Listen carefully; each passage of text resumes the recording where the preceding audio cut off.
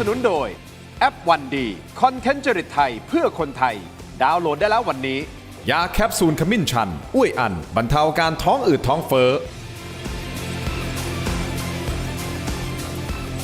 สวัสดีครับต้อนรับทุกท่านเข้าสู่รายการถกไม่เถียงนะครับคุณผู้ชมครับต้องบอกสถานการณ์โลกตอนนี้ก็ร้อนระอุขึ้นมาอีกระดับหนึ่งนะฮะหลังจากที่สหรัฐอิสราเอลนะครับก็เข้าไปโจมตีคลังน้ำมันของอิหร่านคุณผู้ชมครับเกิดปรากฏการณ์ฝนสีดำหรือว่า black rain นะครับคุณผู้ชมครับก็คือสารเคมีจากพวกน้ำมันต่างๆที่มันถูกระเบิดขึ้นแล้วก็ปกคลุมนะทางท้องฟ้าของอิหร่านแล้วก็ฝนตกลงมาก็เป็นสีดำนี่นะครับคุณผู้ชมครับเป็นสารเคมีทั้งนั้นเลยนะครับคุณผู้ชมอันนี้คือประเด็นที่จะต้องติดตามกันอย่างใกล้ชิดนะฮะส่วนอิหร่านเองก็มีการแต่งตั้งผู้นำนะทางจิตวิญญาณคนใหม่ผู้นำสูงสุดคนใหม่ซึ่งเป็นลูกของท่านอายาโตละห์อาลีคาเมนีอีนะครับก็คือท่านมุจตบาคาเมนีอีขึ้นมานะครับทั้งที่ประธานาธิบดีโดนัลด์ทรัมป์ของสหรัฐก่อนหน้านี้ก็พูดอย่างชัดเจนว่าการเลือกผู้นำคนใหม่ของอิหร่านสหรัฐต้องมีส่วนยินยอมสหรัฐต้องมีส่วนเข้ามาเป็นคนจัดตั้งด้วยเพราะฉะนั้นการตั้งมุจตบาครั้งนี้อาจจะทำให้สหรัฐนั้นโกรธขึ้นมาอีกระดับหนึ่งหรือไม่คุณผู้ชมอีกทฤษฎีหนึ่งคือทฤษฎีเอฟสตีนไฟล์นะครับมีคนพูดกันว่าประธานาธิบดีโดนัลด์ทรัมป์ต้องการที่จะเบี่ยงเบนความสนใจจากไฟล์นี้ก็คือแฟ้มภาพของเอฟสตีนเนี่ยนะครับให้ออกไปจากตัวเองเพราะว่ามีภาพออกมาบางภาพเดี๋ยววันนี้เราจะเปิดนะครับที่สามารถเปิดได้นะฮะก็จะเห็นประธานาธิบดีโดนัลด์ทรัมป์กับเจฟฟรีย์ เอฟสตีนรวมถึงกับเด็กผู้หญิงที่ดูแล้วนะครับก็ไม่น่าจะบรรลุนิติภาวะสักเท่าไหร่นักนี่เป็นปฏิบัติการที่เกิดขึ้นประเทศไทยเองราคาน้ำมันบอกได้เลยนะครับ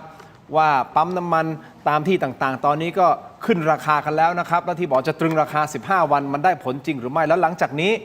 ค่าครองชีพของไทยจะเพิ่มขึ้นใช่หรือไม่มีการพูดนะฮะจาก G7 นะฮะกลุ่มประเทศ G7 ว่าจะเข้าไปใช้คลังน้ำมันที่มีการเก็บไว้นะฮะ reserve นี่นะครับสำรองเนี่ยนะฮะเอาออกมาใช้นะฮะคุณผู้ชมประมาณสัก 400-500 ล้านบาร์เรลนะครับ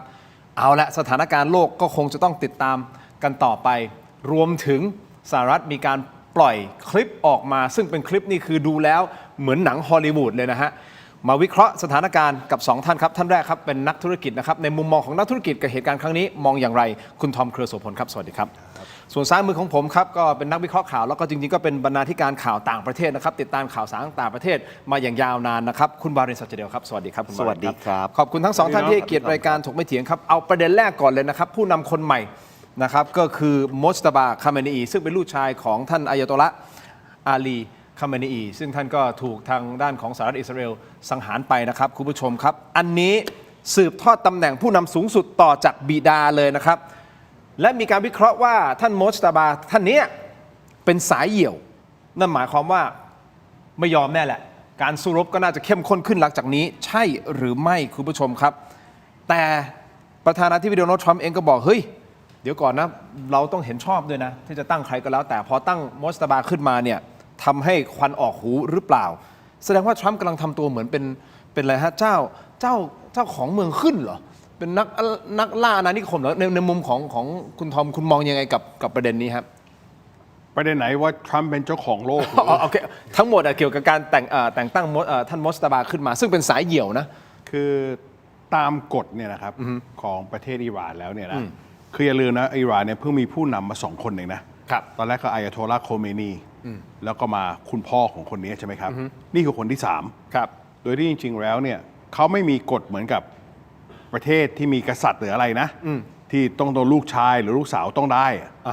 จริงๆแล้วมันเป็นกลุ่มนะจริงๆแล้วต้องเข้าใจว่าอายาโตละห์เนี่ยคือใครอายาโตละห์คือตำแหน่งของพระเหมือนกับศาสนาคริสต์คาทอลิกเขาจะถือโป๊ปใช่ไหมมันก็มีการเลือกตั้งโป๊ปขึ้นมาอันนี้ก็เป็นกลุ่มที่เขาตัดสินใจไปเลือกตั้งกันขึ้นมาก็ด้วยการตัดสินใจเนี่ยก็เลือกลูกชายของคนเดิมขึ้นมานะครับโดยที่ผมว่ามันก็ส่งมา2สัญญาณ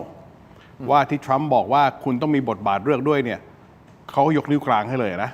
โอเคชัดเจนนะอิหร่านเขายกนิ้วกลางให้เลยแล้วนอกจากว่าคุณไม่ได้สิทธิ์ที่จะมีบทบาทเลือกแล้วเนี่ยฉันก็เลือกคนที่น่าจะมีความแค้นอยู่ในใจมากที่สุด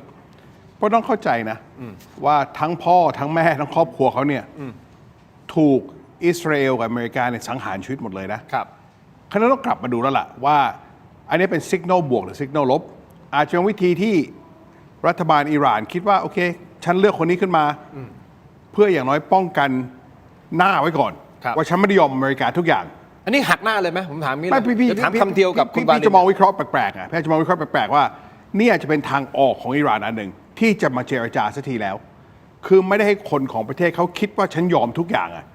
อย่างน้อยก็เอาคนนี้ขึ้นมา อ่าฮะ หลังจากทรัมป์บอกแล้วว่าต้องอยู่อย่างนี้ อ่า เพื่อจะได้ไปสู่การเจรจาโดยที่ไม่เสียหน้ามากเกินไปนะครับเพราะจริงๆแล้วสงครามเนี่ยทุกคนก็คิดบอกว่าเดี๋ยวจะยาวเดี๋ยวจะยาวเดี๋ยวจะยาวนะ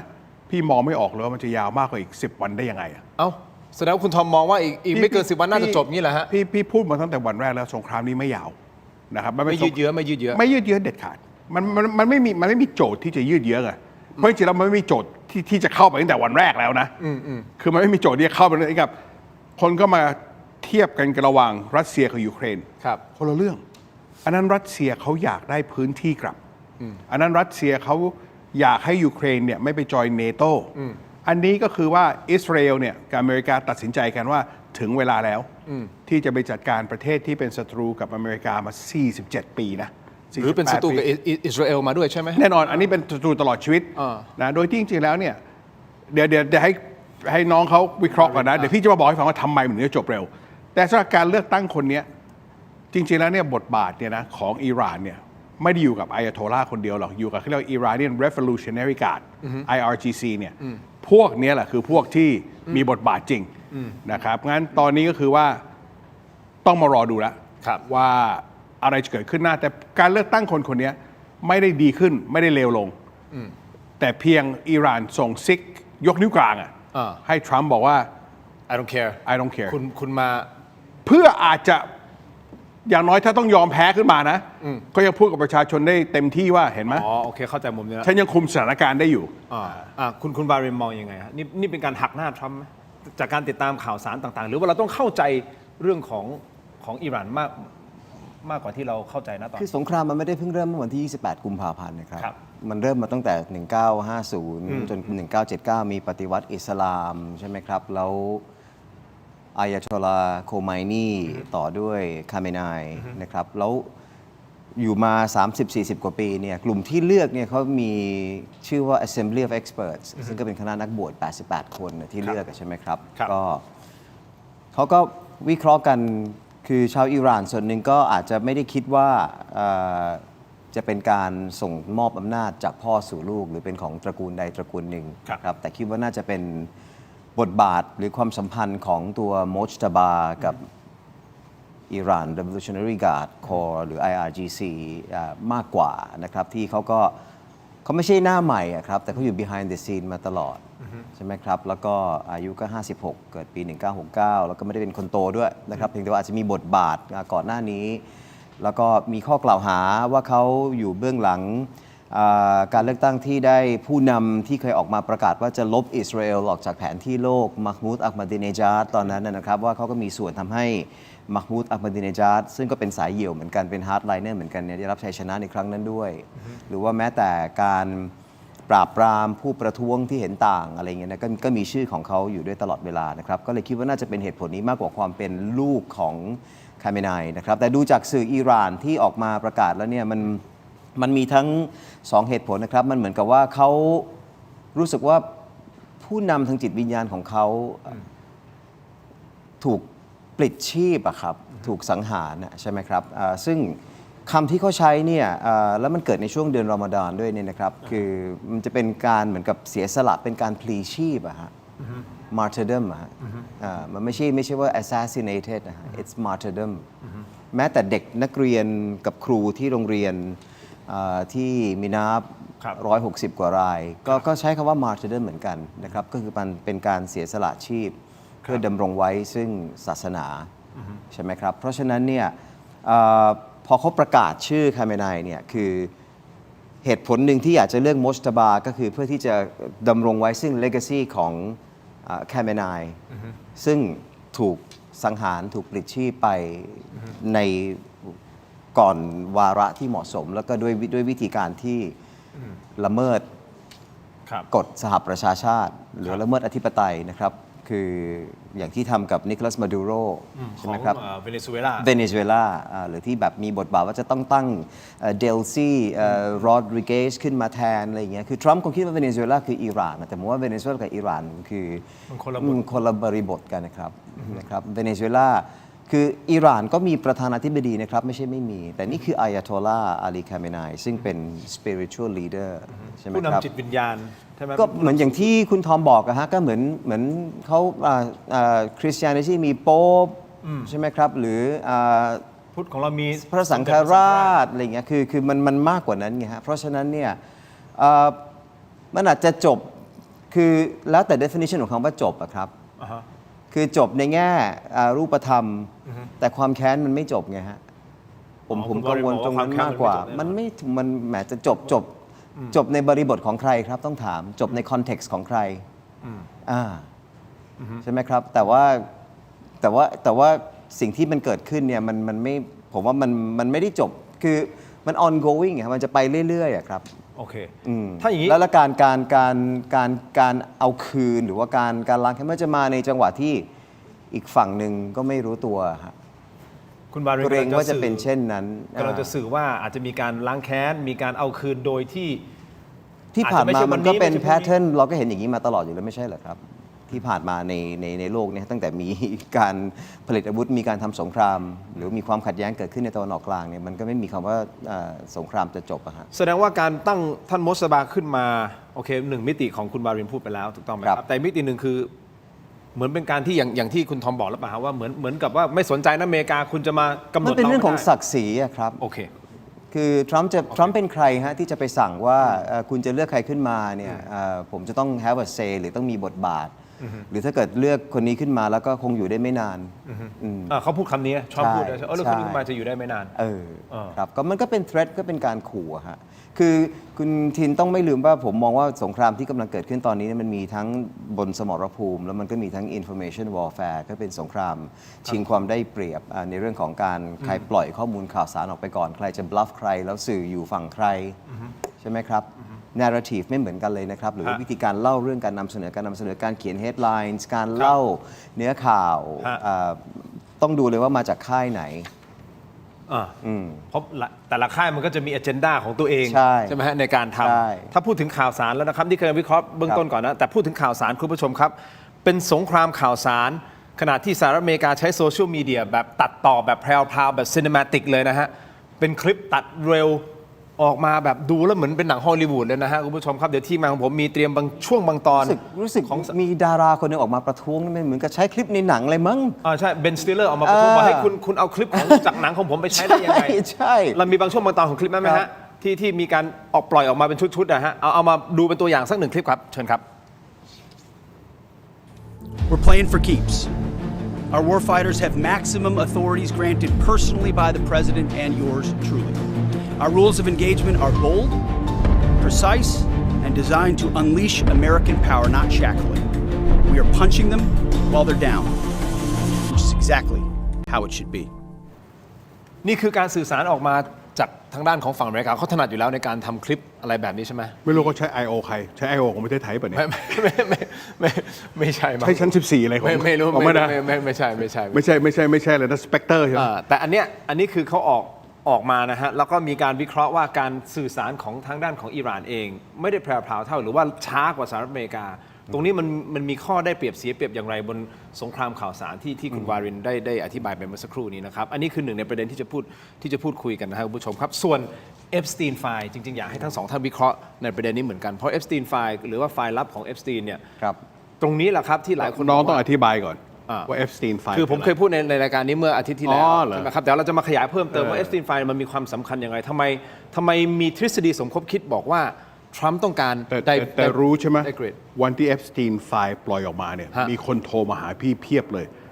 โชคดีว่าชื่อคุณทอมไม่อยู่ นั่นไง แต่ว่าเอฟสตีนไฟล์เนี่ยมันมีความสำคัญอย่างไร แล้วทำไมมันถึงขนาดว่าโดนัลด์ทรัมป์อาจจะใช้มาเป็นการเบี่ยงเบนหรือเปล่าในการโจมตีอิหร่านเดี๋ยวพักสักครู่นะครับช่วงหน้ากลับมาติดตามครับ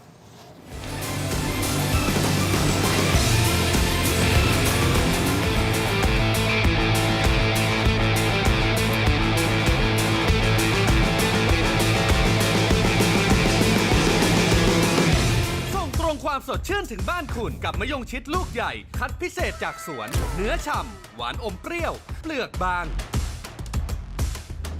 สั่งซื้อได้ที่เว็บไซต์และแอปพลิเคชัน Thailand Postmart ตัวท็อปใกล้ๆส่งให้ถึงมือ แชมป์เซียนขจัดคราบ ประสิทธิภาพพลังแชมป์ผ้าขาวสะอาด รีดง่าย ไร้กลิ่นอับ กลิ่นหอม ถนอมใยผ้า ไม่เปลืองแรงขยี้เริ่มต้นที่ 10 บาท หาซื้อได้ที่ CJ มอทุกสาขา ส้มสายน้ำผึ้งจากอำเภอฝางจังหวัดเชียงใหม่ คัดเกรดคุณภาพ สดจากสวนถึงมือ เปลือกบาง เนื้อแน่น หวานฉ่ำ วิตามินซีสูง สนใจสินค้าสั่งซื้อได้ที่ เว็บไซต์และแอปพลิเคชัน Thailand Postmart ตัวท็อปใกล้ๆส่งให้ถึงมือ ส้มสายน้ำผึ้ง ดีขนาดนี้อย่ารอช้า สายเกม สายลงทุน สาย AI สายเทคต้องไม่พลาด ลดราคาพิเศษให้ทันที 2,000 บาท Brain Tech Tri Screen จอเสริมอัจฉริยะ เปลี่ยนโน้ตบุ๊กธรรมดาให้ทำงานพร้อมกันได้ถึง 4 จอ ดีไซน์พับเก็บง่าย พกพาสะดวก มี 2 รุ่นให้เลือก 17,900 บาทสำหรับรุ่น 14 นิ้ว และ 19,900 บาทสำหรับรุ่น 16 นิ้ว สั่งซื้อออนไลน์ได้แล้ววันนี้เพียงค้น Brain Tech Tri Screen หรือ Advice ทุกสาขาทั่วประเทศ Brain Tech Tri Screen where thinking meets technology ดีขนาดนี้อย่ารอช้า สายเกม สายลงทุน สาย กลับมากันต่อครับรายการถกไม่เถียงในช่วงนี้ครับยังอยู่กับคุณบาริน สัจเจเดลและคุณทอมเครือโสพลนะครับคุณผู้ชมก่อนที่จะไปแตะเรื่องของเอฟสตีนไฟล์นะฮะคุณผู้ชมครับมีประเด็นเรื่องของคลังน้ำมันที่ถูกถล่มนะฮะคุณผู้ชมครับเมื่อวันที่ 7 ที่ผ่านมานะครับตามเวลาท้องถิ่นของประเทศอิหร่านเนี่ยอิสราเอลและสหรัฐได้มีการยกระดับการโจมตีเข้าสู่เฟสที่ 2 โดยพุ่งเป้าไปที่โครงสร้างพื้นฐานด้านพลังงานและเศรษฐกิจแทนที่จะเป็นฐานทัพทหารเพียงอย่างเดียวแล้วนะครับด้วยการโจมตีคลังเก็บน้ำมันหลายแห่งในกรุงเตหะรานส่งผลให้เกิดระเบิดรุนแรงนะครับและมีไฟไหม้ลุกลามไปตามท่อส่งก๊าซทั่วเมืองเลยนะครับนี่ฮะเป็นบางช่วงบางตอนที่มีการเผยแพร่กันมาทำให้เกิดปรากฏการณ์ฝนสีดำซึ่งในวันรุ่งขึ้นเนี่ยทั่วกรุงเตหะรานนะมีฝนสีดำครับและมีความเสี่ยงที่จะเป็นฝนกรดโดยชาวบ้านของเมืองเตหะรานได้ให้สัมภาษณ์กับสื่อบอกว่าท้องฟ้าถูกปกคลุมด้วยควันสีดำหนาทึบจนดูเหมือนเวลากลางคืนแม้จะเป็นกลางวันก็ตามแรงระเบิดมหาศาลทำให้กระจกบ้านเรือนในรัศมีใกล้เคียงเนี่ยแตกละเอียดผู้คนต้องวิ่งหนีตายออกมานะครับคุณผู้ชมนี่ฮะเดี๋ยวดูนะครับคุณผู้ชมนี่เป็นช่วงกลางวันนะแต่แบบนี้เลยมืดแบบนี้เลยพี่วีพี่ทอมแบบนี้เลยนะฮะคุณผู้ชมครับเปิดนี่ท้องฟ้าเหนือกรุงเตหะรานยังคงปกคลุมด้วยควันดำหนาทึบนะที่ทำให้แสงอาทิตย์ถูกบดบังจนบรรยากาศในเมืองดูมืดครึ้มราวกับยามค่ำคืนขณะที่ประชาชนจำนวนมากรายงานว่ากลิ่นควันมีสารเคมีลอยปกคลุมทั่วพื้นที่หลายคนก็มีอาการระคายเคืองนะฮะทางเดินหายใจไม่สะดวกหน่วยงานด้านสาธารณสุขของอิหร่านก็ได้ประกาศเตือนประชาชนว่าฝนที่ตกลงมาอาจจะปนเปื้อนสารเคมีและกรดนะครับจากกลุ่มควันพิษที่ลอยขึ้นสู่ชั้นบรรยากาศโดยอาจจะเป็นอันตรายต่อผิวหนังและปอดนะครับไฟจากคลังน้ำมันบางแห่งได้ลุกลามไปตามท่อระบายน้ำของเมืองด้วยนะฮะคุณผู้ชมหลังน้ำมันจำนวนหนึ่งไหลลงสู่ระบบระบายน้ำทำให้เกิดเปลวเพลิงและควันพิษในหลายจุดของเมืองหลวงด้วยเหตุนี้ทางการอิหร่านต้องออกมาประกาศขอให้ประชาชนปิดเครื่องปรับอากาศและอาศัยอยู่แต่ในอาคารเท่านั้นนะครับเหตุการณ์นี้มันทำให้เห็นว่าสงครามเนี่ยมันขยายวงจากการปะทะทางทหารนะฮะคุณทอมคุณวารินจากทางทหารไปสู่การทำลายความสามารถในการดำรงชีวิตของประชาชนอย่างรุนแรงแล้วแบบนี้อิหร่านเข้าตาจนแล้วหรือยังการปะทะครั้งนี้จะไปไหนกันต่อไปถึงไหนต่อฮะคุณทอมวิเคราะห์ก่อนเลยฮะมุมของคุณทอมแล้วเดี๋ยวมาฟังคุณวารินฮะก็มันคือซิติเซนแล้วสำหรับฝนดำอันเนี้ยนะครับเขาต้องไปทิ้งระเบิดที่สถานที่กลั่นน้ำมันนะถึงจะมีฝนดำใช่กทมเราไม่ต้องมีอะไรเลยนะ PM 2.5 เราก็มีไม่ต้องทิ้งระเบิดเลยนะครับในจริงแล้วเรื่องนี้อย่างที่พี่บอกอะว่าไอ้เรื่องนี้ต้องให้ชัดเจนนะครับอันนี้เป็นผลงานของประเทศอิสราเอลนะเป็นผลงานของประเทศอิสราเอลที่เข้าไปทิ้งระเบิดกับไอ้โรงกลั่นน้ำมันอันนี้อเมริกาเองเนี่ยยังบอกอิสราเอลเลยว่าไม่เห็นด้วยผิดไม่ควรจะทำประนามใช่โดยที่จริงๆแล้วคนไทยต้องเข้าใจอย่างว่าสงครามนี้มันมีผู้สู้อยู่3 รายคือมีอิหร่านที่เป็นผู้รับมีอิสราเอลที่เป็นผู้บุกและอเมริกาเป็นผู้บุกสมมติเวลาเขารบสงครามนี้เนี่ยเขาจะคุยกันหน่อยนะ2 คนเนี้ย แต่ตอนนี้ไอ้ agenda ใช่ไหมมันคนละเรื่องกันอิสราเอลเนี่ยเขาเต็มที่เลย คือเขาคิดว่านี่เป็นโอกาสที่ดีที่สุดของเขา เพราะเขาได้ทำลายศัตรูของเขา โดยที่มีพี่ใหญ่แบ็คเต็มที่เลยนะจริงแล้วอิสราเอลเนี่ยอยากทำสิ่งนี้มาตั้งแต่อย่างที่บอกนะ30-40 ปีแล้วอะแต่ไม่เคยได้โอกาส แต่คราวเนี้ยเขาก็เลยบอกว่าเอาเหอะฉันจะเต็มที่เลย โดยมีสหรัฐเป็นแบ็ค เพราะมี สหรัฐเป็นเพื่อนเป็นพวก ไม่ใช่สหรัฐนะแต่การที่มีโดนัลด์ทรัมป์ อ๋อโอเค เป็นแบ็คเต็มที่เลย โดนัลด์ทรัมป์ประธานาธิ ใช่ บ นะ ดี งั้นอิสราเอลเนี่ยเขาก็เลยอาจจะผิดกติกาจากที่อเมริกาอาจจะยินยอมไปหน่อย ก็คือฉันเล่นแหลกเลย ฉันจะฆ่าคนนู้นจะฆ่าคนนี้ เพราะเขามองว่าถ้าเขาไม่เล่นข่าวเนี้ยประธานาธิบดีคนหน้าของอเมริกาเนี่ยอาจจะไม่สนับสนุนอย่างนี้ต่อไปแล้วนะ เพราะเขาเข้าใจไซโคของทรัมป์ดี พี่เชื่อว่าเบนจามินเนทันยาฮูเนี่ยคงกล่อมทรัมป์มาตลอดยูต้องทำสิ่งนี้ ประวัติศาสตร์ทรัมป์ยูมีชื่อเต็มตึกเลยนะในอเมริกามาอันนี้ยูได้ชื่อในหนังสือประวัติศาสตร์เลยนะ ว่ายูเป็นคนที่ล้างแค้นอิหร่านกับอเมริกาได้ หลังจากลบกันมา 40 กว่าปีแล้วนะ พี่เชื่อว่าโหเนทันยาฮูนี่คงทำเหอะโดยที่อเมริกานี่อาจจะหลงไปหน่อย ไม่ใช่โทษทีทรัมป์อาจจะหลงไปหน่อย ก็นึกว่าเพราะพลังของอเมริกา เพราะเพิ่งไปสำเร็จที่เวเนซุเอลามา ครับ อันนี้จะสั้น แต่ทุกคนต้องจำไว้อย่างนะครับทรัมป์เนี่ยเป็นนักธุรกิจ วันแรกที่เขาถล่มปุ๊บเนี่ยเขาหาทางออกให้ตัวเองแล้วนะ ถ้ามันจะยืดเยื้อเขาพูดว่าอะไรเขาบอกว่าหน้าที่ของเราคือเปลี่ยนระบบการเมืองให้ได้ regime change ใช่เขาทำอะไรวันแรกเลยฆ่าผู้นำเลยงั้นวันนี้ทรัมป์อยากถอยนะเขาพูดได้เต็มปากเลย ฉันสำเร็จแล้วนะ ฉันได้ฆ่าผู้นำบวกกับอีก 70 ชีวิตนะ อันเนี้ยผู้นำของอิหร่านเนี่ยหายไป 70 ชีวิตแล้วนะ งั้นถ้าทรัมป์อยากถอยตอนเนี้ยถอยได้แล้ว เพราะเขาวางการถอยในวันแรกอะหรือ2ทรัมป์พูดได้เต็มปากเลยว่า เห็นไหมวันเนี้ยไอ้ปรมาณูที่เขาจะสร้างขึ้นมาเนี่ยฉันก็จัดการแล้ว อันที่3เห็นไหมจรวดเขาเรือรบของเขาฉันจัดการหมดแล้ว วันเนี้ยรออย่างเดียว ว่าทรัมป์จะถอยเมื่อไหร่ แต่เขาไม่เรียกว่าถอยนะเขาจะถอยด้วยการที่บอกว่าเขาชนะ เพราะทรัมป์เป็นคนที่ไม่เคยแพ้อะไรเลย ในสายตาเขากับในความคิดของเขาคราวนี้ทำไมพี่ถึงบอกว่ามันจะจบเร็ว เพราะ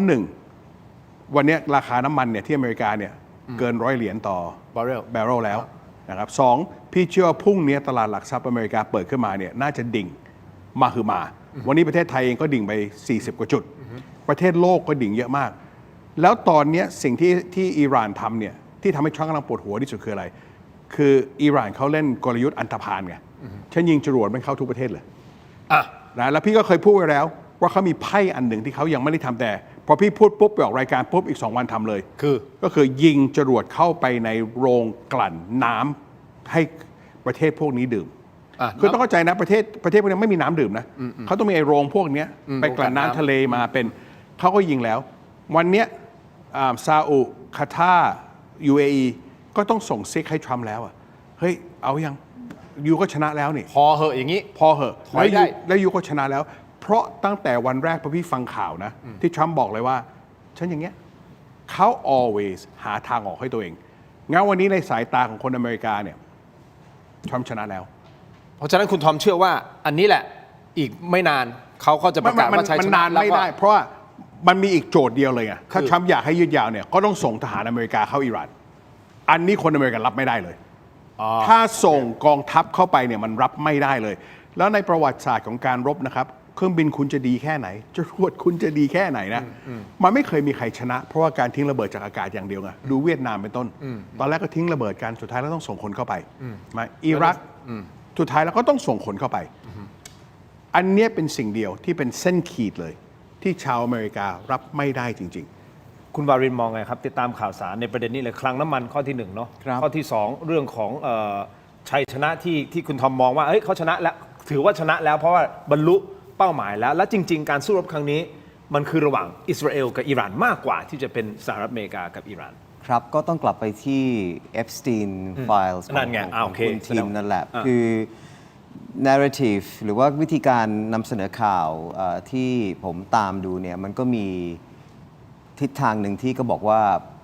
เหมือนกับทรัมป์เองเนี่ยถูกจับเป็นตัวประกันด้วยแฟ้มข้อมูลเหล่านี้นั่นแหละ ที่เลยต้องทำตามคำสั่งหรือคำบัญชาการของเบนจามิน เนทันยาฮูที่พี่ทอมใช้คำว่าโดนเบนจามิน เนทันยาฮูกล่อม ซึ่งก็มีบางสื่อของตะวันตกเองเขาก็ทำไทม์ไลน์ให้ดูเลยว่าตั้งแต่อิหร่านเริ่มประท้วงความไม่พอใจเรื่องค่าครองชีพเมื่อเดือนธันวาคมเนี่ยทางเนทันยาฮูก็บินไปเจอกับทรัมป์ตั้งแต่ปลายเดือนธันวาคมแล้วนะครับแล้วก็พอทรัมป์ส่งสัญญาณว่าอยากจะลองใช้วิถีทางการทูตดู เพราะว่าอิหร่านก็เพลามือลงแล้วกับเรื่องของการปราบปรามผู้ประท้วงอะไรอย่างเงี้ยสุดท้ายแล้วก็มันเป็นการเจรจาเพื่อเป็นภาพลวงตาครับในขณะที่เนทันยาฮูก็จี้มาตลอดนะครับจนเลยทำให้มีกระแสความไม่พอใจในอเมริกาที่บอกว่าตกลงมันคือมาก้าหรือมันคือมีก้าตกลงมันคือ make Israel great again หรือมันคือ make America great again เพราะว่าคนอเมริกาฝั่งที่ไม่เห็นด้วยกับทรัมป์เนี่ยก็ไม่เข้าใจว่าอิหร่านเนี่ยเป็นภัยคุกคามที่อยู่ตรงหน้าหรือเป็น imminent threat เนี่ยยังไงใช่ไหมครับมันเป็นคู่อริของเขาคือมันเป็นคู่อริระหว่างอิสราเอลกับอิหร่านซะมากกว่านะครับนี่คือทรัมป์เนี่ยเดินตามเกมของเบนจามิน เนทันยาฮูซึ่งก็จริงอย่างที่คุณทอมวิเคราะห์ที่ว่าเบนจามินเขาก็เคยพูดว่าไม่เคยมีผู้นำอเมริกาคนไหนที่ดีต่อเขาหรือว่าดีต่ออิสราเอลเท่ากับทรัมป์มาก่อนตอนที่เขาไปที่คอนเกรสที่สภาแล้วก็ต้องดูถึงความสัมพันธ์ว่าเขาก็เป็น Family Friend กันด้วยครับเขาเป็นลูกเขยของทรัมป์ยาเรดคูชเนอร์อะไรอย่างเงี้ยก็เป็นชาวยิวถูกไหมครับแล้วการตั้งบุคคลในครอบครัวมาคุยเรื่องนี้เนี่ยก็ผมเองก็เหมือนคุณทอมผมก็ใช้คำว่าโดนัลด์ทรัมป์กับเบนจามิน เนทันยาฮูมากกว่าใช้คำว่าสหรัฐอเมริกากับอิสราเอลเพราะมันเป็น personal มันเป็นเรื่องส่วนตัวมากกว่าซะมากกว่านะครับคือคนก็บอกว่าทรัมป์พยายามจัดการเรื่องนี้เพราะว่ามันก็มีเสียงหลุดมาซึ่งรู้เสียงทรัมป์หรือเสียงเพราะว่ามีคนเรียนเสียงทรัมป์ได้เหมือนมากเยอะแยะนะฮะเราก็ไม่แน่ใจว่าเสียงที่ตะโกนออกมาว่าถ้าไม่จัดการกับ Epstein Files เนี่ยถ้าเกิดผมต้องล่มจมไปพวกคุณก็จะล่มจมไปพร้อมกับผม if I go down you all go down with me อะไรเงี้ยมันก็จะมีเสียงนี้หลุดออกมาซึ่งเป็นเสียงของทรัมป์หรือเปล่าเราก็ไม่รู้แต่มันก็หลายคนก็เชื่อไปแล้วว่าที่ทรัมป์ทำสงครามในครั้งนี้เนี่ยคือต้องการจะเบี่ยงประเด็นเรื่องของ Epstein Files แล้วพอกลับไปที่อิหร่านกับเพื่อนชาวอิหร่านที่ผมพูดคุยกันเนี่ยสื่ออิหร่านเองซึ่งสื่อบ้านเราเวลานำเสนอข่าวต่างประเทศเนี่ยอิงจากสื่อตะวันตกเป็นหลักมากกว่าสื่อทางเลือกใช่ไหมครับที่อิหร่านเองเขาพูดถึงลัทธินี้กันเยอะมากฮะซึ่งมันเกิดขึ้นในค่ายของเอฟสตีนที่เป็นแบบการบูชาซาตานนะฮะที่แบบว่าบริโภคหรือว่ากินทารกกินทารกกินคนอ่ะใช่เพื่อเพิ่มพลังของซาตานตรงนี้ซึ่งตรงนี้มันก็ค่อยๆออกมาละจากเอฟสตีนไฟล์ซึ่งจะมีทรัมป์เข้าไปเกี่ยวข้องด้วยหรือเปล่าเนี่ยคือด้วยความที่จำนวนมันเยอะนะฮะมันเป็นล้านๆแล้วมันจะมาถึงทรัมป์ได้หรือเปล่าแล้วการเลือกตั้งกลางเทอมปีนี้ก็กำลังจะมาอยู่นะครับแต่ว่าถ้าสงครามจะจบทรัมป์จะถอยออกก็คงจะมีเหตุผลเดียวก็เพราะว่าเวลาคนอเมริกาเขาเข้าไปเลือกตั้งซึ่งปีนี้มีเลือกตั้งกลางเทอมเนี่ยเขาเลือกตั้งด้วยเหตุผลเรื่องปากท้องเรื่องเศรษฐกิจไงฮะแล้วทรัมป์ก็ออกมาพูดว่าราคาน้ำมันที่มันขึ้นมาช่วงนี้มันก็คุ้มกว่านะมันเป็นแค่แบบสิ่งที่ยังจะต้องยอมเสียสละเพื่อแลกกับเป้าหมายที่ใหญ่กว่าคือการกำจัดศักยภาพทางนิวเคลียร์ของอิหร่านได้แต่นั่นก็เป็นแค่คำพูดไงฮะมันมีอะไรมาพิสูจน์ไหมว่ากำจัดได้หมดนะฮะเพราะว่าการนำเสนอข่าวเองเนี่ยอย่างภาพที่คุณทีนำมาเปิดเนี่ยมันก็เป็นภาพจากสื่อตะวันตกที่เห็นถึงความย่อยยับของสิ่งที่เกิดขึ้นในเตหะรานหรือว่าอิหร่านนะครับแต่ว่าทางฝั่งเทลอาวีฟเองซึ่งอิหร่านก็มีการตอบโต้ไปเนี่ยเราจะไม่เห็นภาพความเสียหายหรือว่าจำนวนของผู้เสียชีวิตจากฝั่งนั้นในเนื้อหาของสื่อตะวันตกเลยปิดหรือเปล่าเราก็ตั้งคำถามได้หรือทหารสหรัฐที่บอกว่าเสียชีวิตเพียง6 นายแค่นั้นจริงหรือ7 นายแล้วล่าสุดมีอีกคนอีกนายค่อยๆออกมาประกาศแล้วทำไมต้องหยุดให้บริการโรงพยาบาลของสหรัฐที่เปิดให้บริการทั่วไปด้วยชั่วคราวมีโรงพยาบาลของสหรัฐในภูมิภาคตะวันออกกลางโรงพยาบาลทหารของสหรัฐต้องหยุดให้บริการชั่วคราวก็ตั้งคำถามได้อีกล้นมือเหรอกับจำนวนทหารที่แต่เขาปิดไงฮะข้อมูลตรงเพราะว่าถ้าเกิดเปิดขึ้นมามันจะยิ่งไปตอกย้ำแผลของทรัมป์ที่คนอเมริกาถามอยู่หรือรับไม่ได้อยู่ถ้าเกิดต้องส่งทหารไปที่สมรภูมิแล้วก็เห็นด้วยกับคุณทอมครับที่ว่าถ้าเกิดส่งทหารไปที่สมรภูมิเนี่ยคือยาวแน่นอนถ้าอย่างนั้นนะแล้วมันก็จะคือสิ่งที่ทรัมป์จะต้องตอบอเมริกาให้ได้แล้วจากการติดตามข่าวสารคุณวารินคิดว่าทรัมป์กำลังหาทางลงอยู่ไหมอย่างที่คุณทอมวิเคราะห์ว่ามันไม่น่าจะยาวเป็นอย่างนั้นไหม ติดตามข่าวสาร ลงไปไหนฮะ ไม่ก็คือผมชนะแล้วผมไม่เอาแล้วจบละ เขาก็เปลี่ยนประเด็นไปเรื่อยอะฮะ คือตอนนี้ก็พูดถึงคิวบาแล้วอะ เดี๋ยวเราต้องพูดถึงคิ ใช่ ว ไหม บาแน่นอน ว่าเนี่ยประเทศต่อไปเนี่ยคือคิวบาละ คือทรัมป์เนี่ยต้องเข้าใจอย่างเทน ยังไงฮะ เขาคือผู้ชายไทยเลยอะ ยังไง เวลาเมียบอกว่าเฮ้ยคุณมีกิ๊กหรือเปล่าไม่มีคุณไปเที่ยวตอนกลางคืนป่ะไม่ไทยคุณไปมีเด็กหรือเปล่าไม่มีคือเขาเปลี่ยนได้ตลอดและเขา ตลอดเวลา ดีนายได้ทุกอย่างอะ ตลอดเวลา งั้นถึงเวลาแล้วเนี่ยก็อยู่กับวันที่ทรัมป์เขาจะคิดว่าพอแล้วล่ะใช่ไหมฉันมองแล้วเสียหายมากกว่าเดินต่อ อ่ะหรือแม้แต่ดูความที่แบบออกมาปฏิเสธ หรือไปโยนโทษใส่ว่าอิหร่านโจมตีโรงเรียนที่มีนาฟเอง ซึ่งพอสื่อตะวันตกของประเทศเขาเองนำมาวิเคราะห์ในเชิงตรวจสอบหรือว่า investigative เนี่ยเราก็เห็นว่าใช่พื้นที่โรงเรียนนั้นเนี่ยมันเคยเป็นพื้นที่ที่อยู่ใน IRGC มาก่อน แต่หลังจากนั้นเนี่ยมันถูกแบ่งเจียดออกไปตั้งเป็นโรงเรียน ก็อาจจะผิดพลาดในการถล่มก็ได้ แล้วล่าสุด ผมก็ได้เห็นข้อมูลในโซเชียลมีเดียที่ยังต้องการการยืนยันอยู่นะครับ ว่ามันเป็นไม่ใช่อิสราเอลแต่เป็น Tomahawk Missile ของทางสหรัฐหรือเปล่าที่ต้องรอพิสูจน์นะครับต้องรอการยืนยัน เพราะว่านี่ก็เป็นอีกอย่างหนึ่งที่เป็นความยากในการตามข่าวเหล่านี้นะครับ เพราะว่าโซเชียลมีเดียเนี่ยมันมาเรื่อยๆ แล้วจริงเท็จเราก็ไม่รู้เป็น AI หรือเปล่าเลยก็ไม่รู้ พี่ขอตรงนี้ได้ไหม เชิญฮะนิดนึง เดี๋ยวพี่จะไม่ได้เข้าข้างทรัมป์นะ แต่อาจจะพยายามอธิบายให้คนไทยฟังว่าทำไมทรัมป์ถึงทำสิ่งนี้ จริงๆแล้วสิ่งดีออกมาจากเรื่องนี้ในสายตาของทรัมป์นะหรืออเมริกาเนี่ยมันมีเยอะไงหนึ่งชัดเจนหรือยังว่าประเทศที่ยิ่งใหญ่ที่สุดในโลกวันนี้คือใคร อเมริกาจบ ไม่มีประเทศไหนเนี่ยเทียบเท่ากับอเมริกาได้เลย อันนั้นคือสิ่งที่เขา นะ คิดว่าเขา ที่ ได้ คนชอบบอกว่าเดี๋ยวสงครามโลกครั้งที่ 3 จะเกิดหรือเปล่าเนี่ย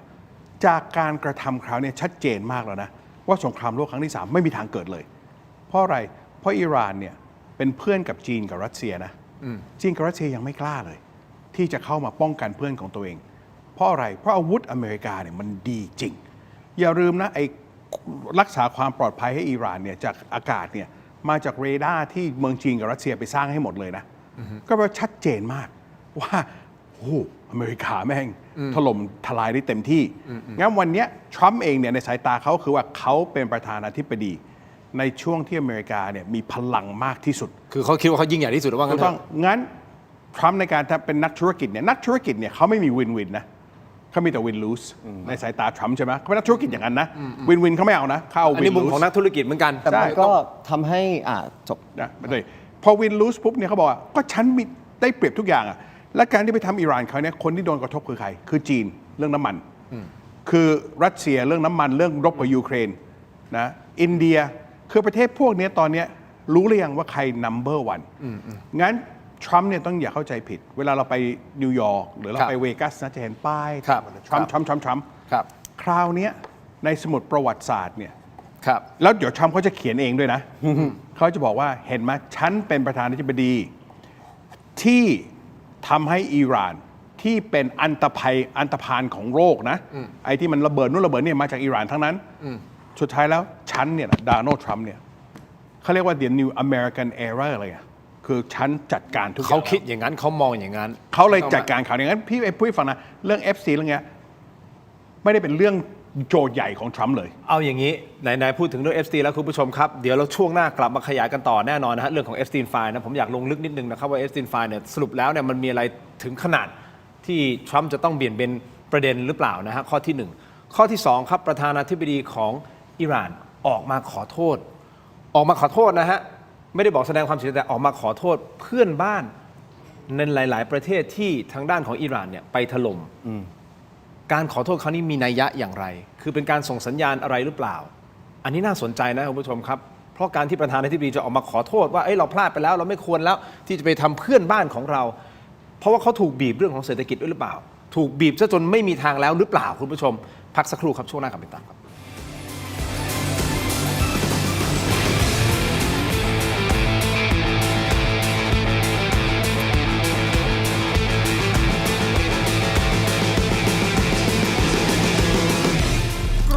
อร่อยกับโรตีกรอบจิ๋วหอมหวานทานเพลินแค่ฉีกซองก็พร้อมอร่อยแล้วหวานกำลังพอดีคำเดียวไม่เคยพอพิเศษสุด ปกติถุงละ 49 บาท วันนี้ 3 ถุงเพียง 100 บาท ต้นตำรับจังหวัดสตูล อร่อยเพลิน แถมได้ช่วยชุมชน มีจำนวนจำกัด สั่งซื้อได้ที่เว็บไซต์และแอปพลิเคชัน Thailand Postmart ตัวท็อปใกล้ๆส่งให้ถึงมือ น้องฝันดีเป็นกระต่ายน้อยที่รักการร้องเพลงเป็นชีวิตจิตใจ น้องฝันดีซ้อมร้องซ้อมเต้นทุกวันอย่างไม่เคยเหน็ดเหนื่อย แต่แล้วเรื่องไม่คาดฝันก็เกิดขึ้นก่อนวันแข่งเพียงวันเดียว ยามี ในขณะที่ความหวังกำลังจะหมดไป น้องฝันดีก็มองเห็นบางสิ่ง พี่คิดดี เราร้องเพลงไม่ได้ แต่เรายังเต้นได้นี่นา และลำดับต่อไป ขอเชิญพบกับน้องฝันดีครับ น้องฝันดีจะทำอะไรน่ะ เธอไม่ได้มาร้องเพลงหรอกหรอ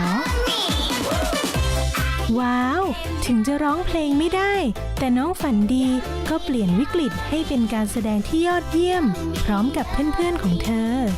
ด้วยความคิดสร้างสรรค์อันน่าทึ่ง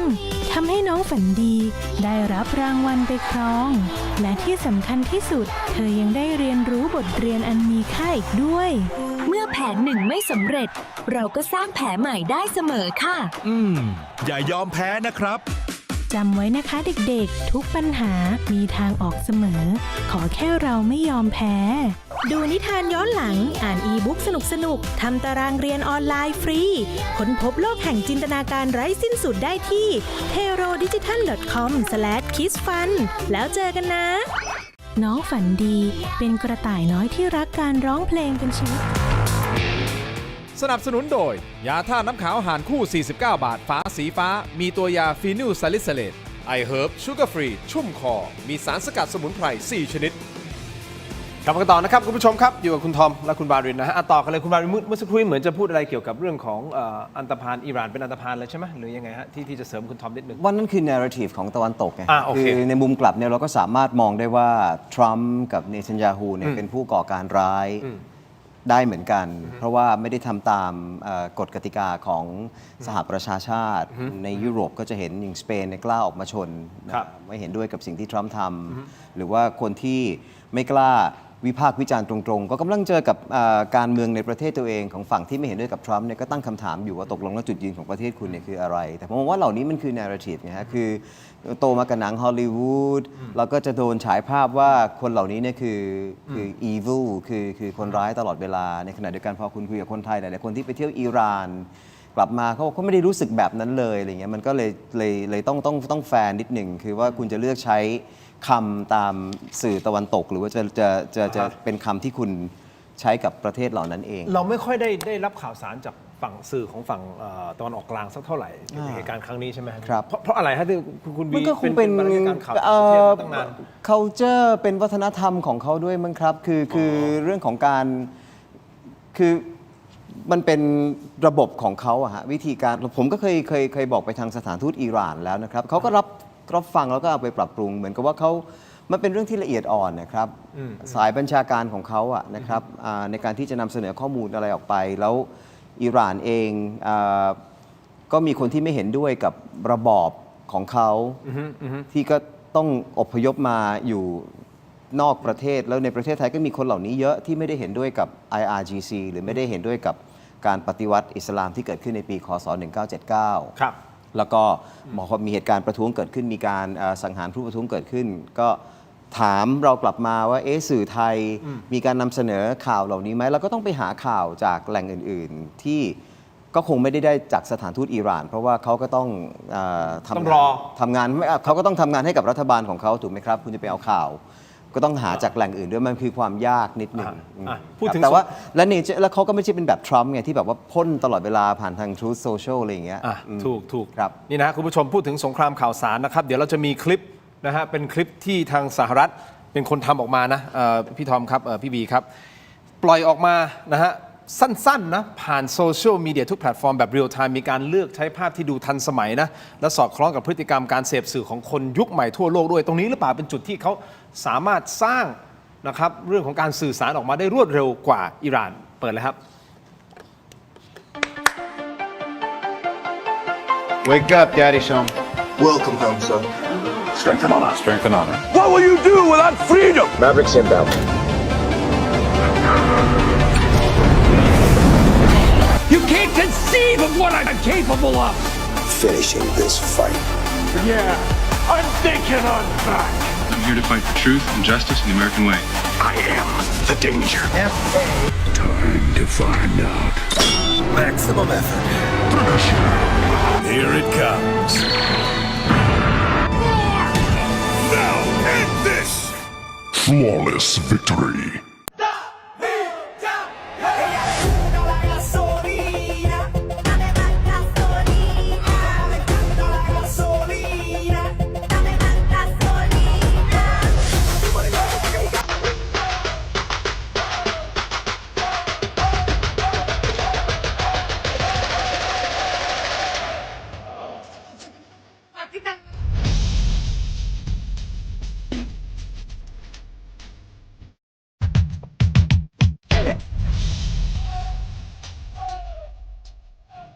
เดี๋ยวก่อนนะ คลิปนี้มันมาจากไวท์เฮาส์นะฮะพี่ทอมนี่คือสไตล์ของอเมริกันแล้วมันสื่อสารง่ายเข้าใจง่ายแล้วแบบ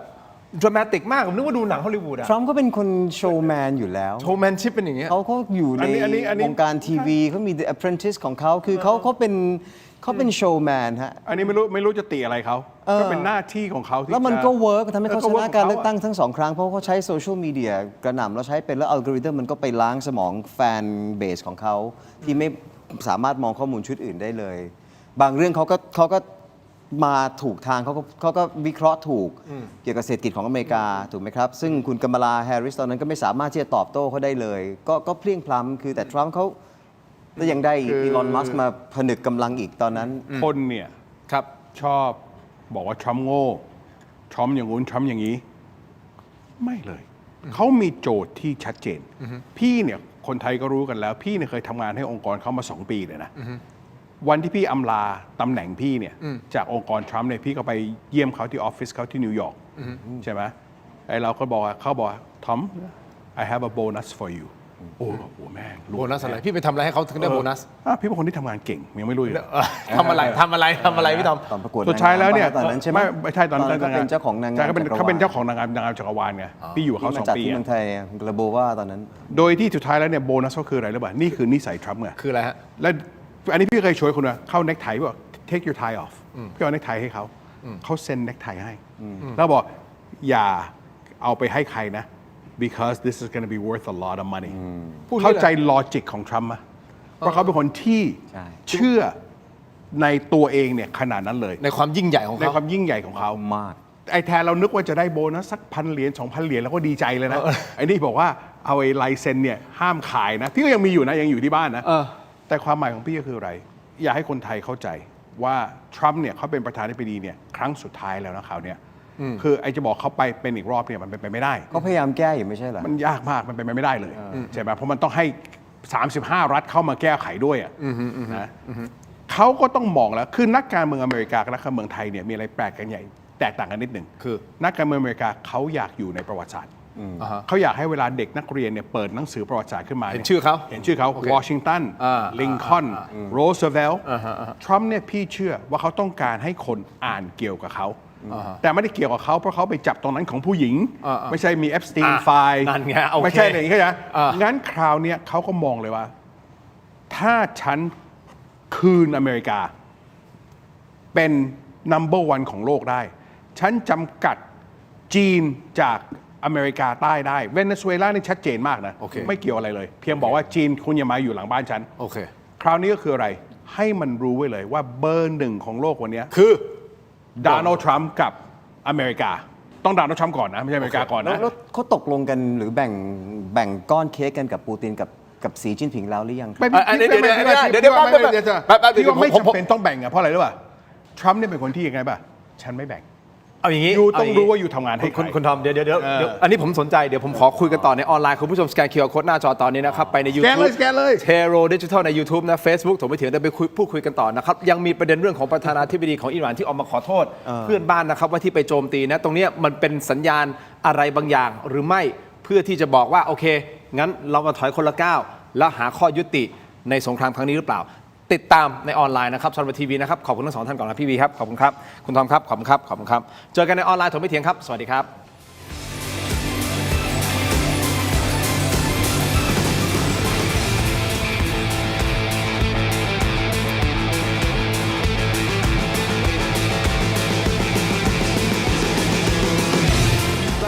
นึกถึงแอปบ้านๆบายแจมมีซับให้เลือกมากกว่า 5,000 รายการ ดาวน์โหลดได้แล้ววันนี้ ทั้งระบบ iOS และ Android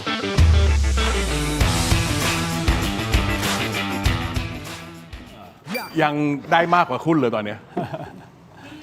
ตอนนี้ไมค์ออนแล้วนะครับในออนไลน์ขอบคุณนะครับติดตามกันเข้ามานะฮะติดตามกันต่อนะครับเดี๋ยวขอให้ทีมงานของผมได้จัดเตรียม 24 จุดไว้ ป้ายสปอนเซอร์ของผมทั้งหมดนะครับพี่ทอมเน็กไทที่มีประธานาธิบดีโดนัลด์ทรัมป์เซ็นน่ะพี่มีอยู่จริงเปล่ามีจริงอยู่ที่บ้านอะ แล้วพี่ไม่ได้อัพรูปหรือว่าได้มีรูปตรงไหนหรือเปล่ามีไหมฮะพี่ช่วยเปิดหน่อยผมอยากเห็นมีไหมเดี๋ยวจัดให้นะครับคุณผู้ชมรอดูกันต่อนะสำหรับท่านใดที่เพิ่งเข้ามาช่วยกันกดไลค์กดแชร์หน่อยนะครับคอมเมนต์กันเข้ามาได้นะฮะแล้วโหวตให้เราหน่อยนะครับเรามีคำถามที่ถามท่านนะครับอีก 2-3 ประเด็นสำคัญที่จะพูดคุยกับทั้งคุณบารินและก็คุณทอมนะครับ2มุมมองนะครับมุมมองของนักธุรกิจแน่นอนนะฮะคุณทอมเครือโสพลมุมมองของบรรณาธิการข่าวต่างประเทศนะครับประสบการณ์มากมายนะครับแล้วก็ได้ติดตามเรื่องของต่างประเทศมาอย่างยาวนานรับประเด็นเรื่องของอิหร่านสหรัฐอเมริกาเองเลือกตั้งทุกครั้งเลือกตั้งประธานาธิบดีโดนัลด์ทรัมป์อ๋อนี่คุยกันก่อนให้ก่อนจะเข้าอย่างเป็นทางการเลือกตั้งประธานาธิบดีโดนัลด์ทรัมป์พี่บีก็ cover มาตลอดเลยเนาะใช่ไหมครับก็มีการวิเคราะห์กันแล้วผมกับพี่บีนี่เคยทำรายการด้วยกันที่ TNN เนาะเราสามารถพูดได้อยู่แล้วครับก็วิเคราะห์ข่าวต่างประเทศกันมาตลอดนะครับซึ่งวันนี้เรามาพูดคุยในมุมมองทั้งสองมุมมองนะฮะคุณผู้ชมคิดอย่างไรคิดเห็นอย่างไรส่งข้อความกันเข้ามาได้นะครับซึ่งหนึ่งในประเด็นที่คุณวารินพูดแล้วน่าสนใจมากคือว่าเราไม่ค่อยจะเห็นข่าวที่ออกมาจากตะวันออกกลางสักเท่าไหร่นักนะครับคือเราก็จะเสพสื่อจากของตะวันตกซะมากกว่าซึ่ง sensationalize เรื่องของข่าวในหลากหลายมิติเหมือนกันเนาะทำให้วิธีการเสพข่าวของเรามันก็ถูกตั้งคำถามนั่นไงต้องจูมาบังพี่ทอมแล้วมาพี่ทอมหายก็เธอมาบังเขาก็หายสินะฮะคุณผู้ชมเดี๋ยวเราจะพูดถึงนะคุณผู้ชมฟังนะเอฟสตีนไฟล์วิเคราะห์ลงลึกเวสตินไฟล์ผู้นำประธานาธิบดีอิหร่านที่ออกมาขอโทษนะครับนัยสำคัญคืออะไรนะครับเรื่องของราคาน้ำมันอันนี้อาจทั้งสองท่านอาจจะพูดให้เราได้และอีกอันหนึ่งคือเกาหลีเหนือประธานาธิบดีคิมจองอึนของเกาหลีเหนือทำไมถึงออกมาทดสอบขีปนาวุธทำไมถึงออกมาแบบว่าขึงขังในช่วงเวลานี้นะมีการทำคลิปออกมาใช่ไหมมีข่าวออกมาจากคือซึ่งมันเป็นข่าวที่มันค่อนข้างถูกควบคุมโดยรัฐบาลของเกาหลีเหนืออยู่แล้วเนาะเวลาข่าวจะออกมาโอเคพร้อมไหมครับยังใช่ไหมเมื่อกี้ยังไม่ได้เข้าใช่ป่ะยังครับกำลังจะเข้าครับผมปูเรื่องไว้ก่อนพร้อมไหมครับทีมงานมาเลยครับครับผมกลับมากันต่อนะครับถกไม่เถียงในช่วงของออนไลน์ครับยังอยู่กับ2ท่านนะครับนักธุรกิจนะครับคุณทอมเครือโสพลรวมถึงนักวิเคราะห์ข่าวแล้วก็เป็นบรรณาธิการข่าวต่างประเทศนะครับคุณวาริน สัจเดลคุณผู้ชมที่ชมรายการอยู่นะครับช่วยกันกดไลค์กดแชร์คอมเมนต์กันเข้ามาได้นะฮะรวมถึงคำถามที่เราถามท่านนะฮะผมถามแบบง่ายๆเลยนะคุณคิดว่ารัฐบาลอนุทินจะรับมือวิกฤตตะวันออกกลางได้หรือไม่ได้ไม่แน่ใจเดี๋ยวคุณทอมถามว่าเราจะไม่พูดถึงการเมืองไทยหน่อยพูดครับเดี๋ยวเราจะแบบ wrap up นะฮะ wrap up นะฮะว่าตกลงการเมืองไทยทิศทางไหนยังไงแล้วควรวางตัวยังไงในสถานการณ์แบบนี้กับสถานการณ์ที่เกิดขึ้นนะฮะเรื่องของราคาน้ำมันเองก็ดีปากท้องเองก็ดีนะครับข้าวของที่มันจะต้องขึ้นราคานะคุณผู้ชมครับเอาละมาพูดคุยกันต่อเพิ่มเติมต่อจากทางทีวีเมื่อสักครู่นี้คุณทอมก็บอกว่าต้องเข้าใจก่อนนะโดนัลด์ทรัมป์ต้องการมีชื่อในประวัติศาสตร์ต้องการให้เด็กนักเรียนในอนาคตเปิดมาปุ๊บมีหนังสือประวัติศาสตร์ของสหรัฐอเมริกาโดนัลด์ทรัมป์ทำอย่างนี้อยากให้ถูกจดจำในฐานะที่เป็นฮีโร่แล้วกันผมใช้คำนี้ไม่ใช่ถูกจดจำในฐานะที่ไปอยู่บนเกาะของเอฟสตีนเขาไม่เคยไปแล้วหรือไม่ใช่เกาะเอฟสตีนหรือว่าอยู่กับสาวๆของเอฟสตีนที่สาวๆบางคนก็อายุดูไม่ถึง18ด้วยซ้ำนะฮะพี่วารินซึ่งเรามีภาพใช่ไหมเดี๋ยวเราจะได้พูดถึงเรื่องนี้เพราะฉะนั้น 3-4 ประเด็นหลักๆที่จะพูดคุยกันต่อตรงนี้คุณวารินเห็นด้วยกับคุณทอมไหมในประเด็นที่ทรัมป์ต้องการถูกจารึกในประวัติศาสตร์ คือเขาหลงตัวเอง โอเค เขา เอาแบบ ต้อง ชัดๆเลยนะ มีชื่อเขาในทุกที่ทุกสิ่งเขาไปเปลี่ยนชื่ออหลายๆสถานที่ต้องแบบกลายเป็นชื่อทรัมป์อ่ะ เพราะฉะนั้นตรงนี้ไม่ต้องแปลกใจเลยครับ หรือ Trump Tower ทุกอย่างคือ Trump International คือเขาหลงตัวเองอยู่แล้วครับ แล้ว ลงหรือมั่นใจ หลงหรือ มั่นใจก่อนแล้วค่อยหลง โอเค โอเค เห็น มัน ด้ ต้ ว อย งมั่นใจในตัวเองก่อน ถูกต้อง แต่หลังจากนั้นมันไปอีกจุดหนึ่งไงมันคือแล้วรวยขนาดนั้นถูกไหมครับ คือระดับ มั เนี้ยนะ อันนี้มันเป็นสิ่งที่เงินซื้อไม่ได้ไง เขามีคำเขาเรียกว่า megalomaniac นะคือบ้าในตัวเองถ้าจนไม่ใช่บ้าธรรมดาแล้วนะ megalo เลยคือเมกาเลยอะผู้นำอย่างทรัมป์จริงๆแล้วประวัติศาสตร์เราเจอมาเยอะแล้วนะใช่ไหมเราเจอมาเยอะแล้วที่เป็น megalomaniac เนี่ยงั้นให้แฟร์นะเขาเป็นประธานาธิบดีของอเมริกาไม่ได้หรอกนะคนที่มาได้ระดับเนี้ยมันต้องมีอินเนอร์สักอย่างหนึ่งอะที่คือทรัมป์เนี่ยเขามีกฎอยู่ 4 กฎถ้าเข้าใจเขานะครับ หนึ่งไม่รับผิดเด็ดขาด ไม่รับผิดโอเค ไม่มีทางรับผิดเลย ไม่ผิดนะคือยังไงชัด ดีนาย โอเคฉันไม่เคยรับผิด ที่พูดเมื่อกี้ใช่ไหมชัดเจนมากว่าระเบิดอเมริกาไปถล่มไอ้โรงเรียนอิหร่านเนี่ยทรัมป์ยังกล้าพูดออกมาเลยบอกว่า อิหร่าน ไม่เกี่ยวกับฉัน ว่าอิหร่านนะ โดยที่พีทเฮกสเตทเนี่ยรัฐมนตรี Pete ก Hegseth ระทรวงกลาโหมของเขาเนี่ยยืนอยู่ข้างหลังเลยนะ ยังไม่กล้าพูดอย่างนั้นเลยอะพีทเพียงบอกว่ากำลังตรวจสอบอยู่ แต่ทรัมป์นี่ชัดเจนไม่ใช่ฉันนะอันที่สองของทรัมป์ก็คืออะไร กระทบกับพีทด้วยนะ ถูกต้อง เวลาพีทออกมาแถลงอะไรต่างอย่างเนี่ยเราถ้าเกิดดูเอาวัจนภาษาดูจากภาษากายของพีทเนี่ยคือทำให้พีทเนี่ยไม่มีความมั่นใจเลยอะว่าพูดอะไรออกไปแล้วเนี่ยเดี๋ยว ทรัมป์จะมาหัก ไม่ approve หรือเปล่า แต่อันที่ พีท สอง คือต้องอ่านจากสคริปต์แล้วก็แบบเสียงสั่นๆ แล้วต้องอวยทรัมป์ ต้องอวยอันที่ มา สอ โก ง รูบิโอก็อวยทรัมป์ทุกคนต้องอวยนาย ต้องอวย ต หม ลอด ก็พี่เคยปรึกตอนนั้นที่มีเรื่องเพดานภาษีใช่ไหมตอนนั้นที่พี่ยังวิเคราะห์หรือวิจารณ์เรื่องการเมืองอยู่นะวันนี้พี่บอกพี่ไม่วิเคราะห์วิจารณ์การเมืองไทยแล้วนะพี่ยังเคยบอกกับทางรัฐบาลไปเลยบอกว่า วิธีที่จะให้ทรัมป์มาอยู่ข้างเราเนี่ยง่ายมาก คือ อวยกับประจบเขาเขามีนิสัยอยากให้คนอวยกับประจบอย่างเดียวเลย you're great You're the best you're the best You're the man นะโดยที่พี่เชื่อว่าเบธเมนเดชนาฮูเนี่ย ก็คงทำอย่างนั้นอะ คงไปกลมอย่างเต็มที่ โอเค you're the best นะอันที่สอง อันนี้ คื หนึ่งคือไม่ยอมรับผิด ไม่ยอมรับผิด อันที่สอง ไม่ยอมรับผิด อันที่สองคือ attack คือใครด่าฉันปุ๊บนะฉันอัดกลับเลย attack อยากรู้ว่าเขามีปมแล้วทำไมเขาถึงเป็นแบบนี้นี่นะต้องไปดูหนังที่ก็นักแสดงที่เล่นเป็นทรัมป์เนี่ยเข้าชิงออสการ์ด้วยนะปีที่แล้วเนี่ย The Apprentice The Apprentice เป็น ไม่ หนัง ใช่ไม่ ใช่ ใช่ ไหม เรียลิตี้โชว์ของเขา ไม่ใช่ นะ reality โอเค ภาพยนตร์ชื่อเรื่องว่า The โอ Apprentice เค ก็คือตอนนั้นเขากำลังแบบว่าเพิ่งเข้าสู่วงการอสังหาในนิวยอร์กนี่แล้วเราจะดูแล้วจะเข้าใจเลยว่าทำไมทรัมป์ถึงเป็นแบบนี้ในวันนี้ โอเคข้อที่ 2 ข้อที่ 3 ครับ โยนความผิดให้คนอื่นตลอด ฉันไม่เคยผิดเลย โยนความผิดโอเค โยนความผิดให้คนอื่นตลอด โอเค นี่คือนิสัยทรัมป์เลยใช่ไหมครับ คือคราวเนี้ยนะอิหร่านเลวอิหร่านอย่างงู้นอิหร่านอย่างนี้ใช่ไหมสุดท้ายแล้วอิหร่านยิงระเบิดเข้าไปในโรงเรียนของตัวเองนะ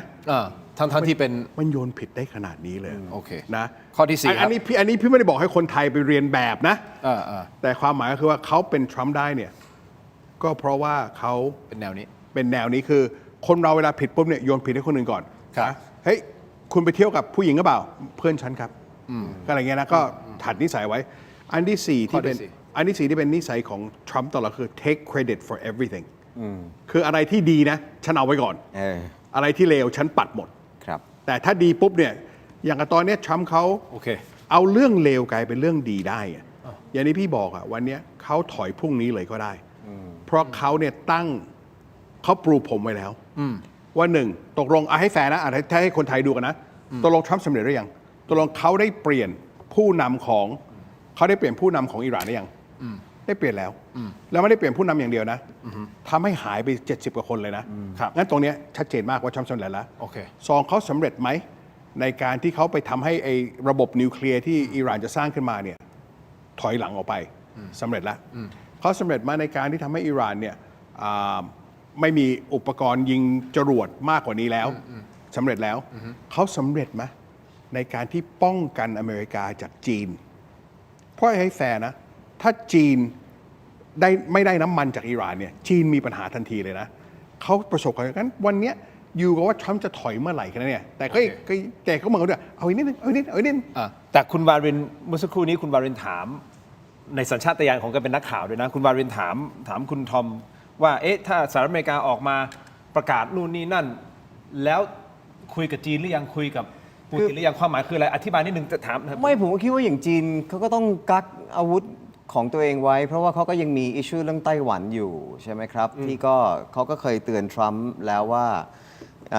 ให้ดำเนินการอย่างการรอบคอบในการที่จะขายอาวุธหรือส่งอาวุธให้กับไต้หวันนั่นก็ส่วนหนึ่งใช่ไหมครับแล้วที่ผมถามให้คุณทอมช่วยวิเคราะห์ต่อเนี่ยว่าตกลงเขาคุยกันแล้วหรือยังปูตินกับสีจิ้นผิงหรือแม้แต่หรือเดี๋ยวเขาจะคุยกันนะสิ้นเดือนนี้เอาแค่จะไปเจอกันอยู่สิ้นเดือนนี้แต่ว่าที่เจอกับปูตินที่อลาสก้าเนี่ยคือตกลงกันไว้แล้วหรือยัง หัวกันหรือยัง เพราะว่าอะไรครับพอเกิดสงครามที่นี่ขึ้นเหมือนยูเครนโดนเทอะฮะเซเลนสกี้หายไปเลยต้องออกมาเคลมต้องออกมาโหน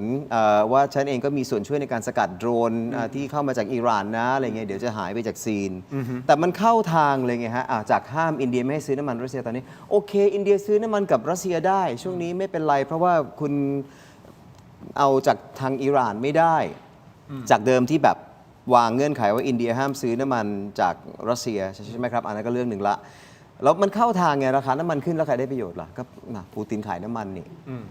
แล้วปูตินก็สามารถที่จะเดินหน้ากับยูเครนได้ต่อ เพราะว่าตอนนี้นาโต้ก็สภาพกำลังก็ต้องมาทางนี้หมดมาทางอิหร่านหมดยังช่วยยูเครนอยู่หรือเปล่าผมก็ไม่แน่ใจนะครับนี่คือสิ่งที่มันคือพี่เนี่ยปูตินเนี่ยผมคิดว่าเขาตกลงกันแล้วว่าเขาจะเหมือนกับแบบแบ่งกันหรือเปล่าว่าพี่อยากเชื่อมันน้องพี่อยากเชื่ออย่างนั้นเลย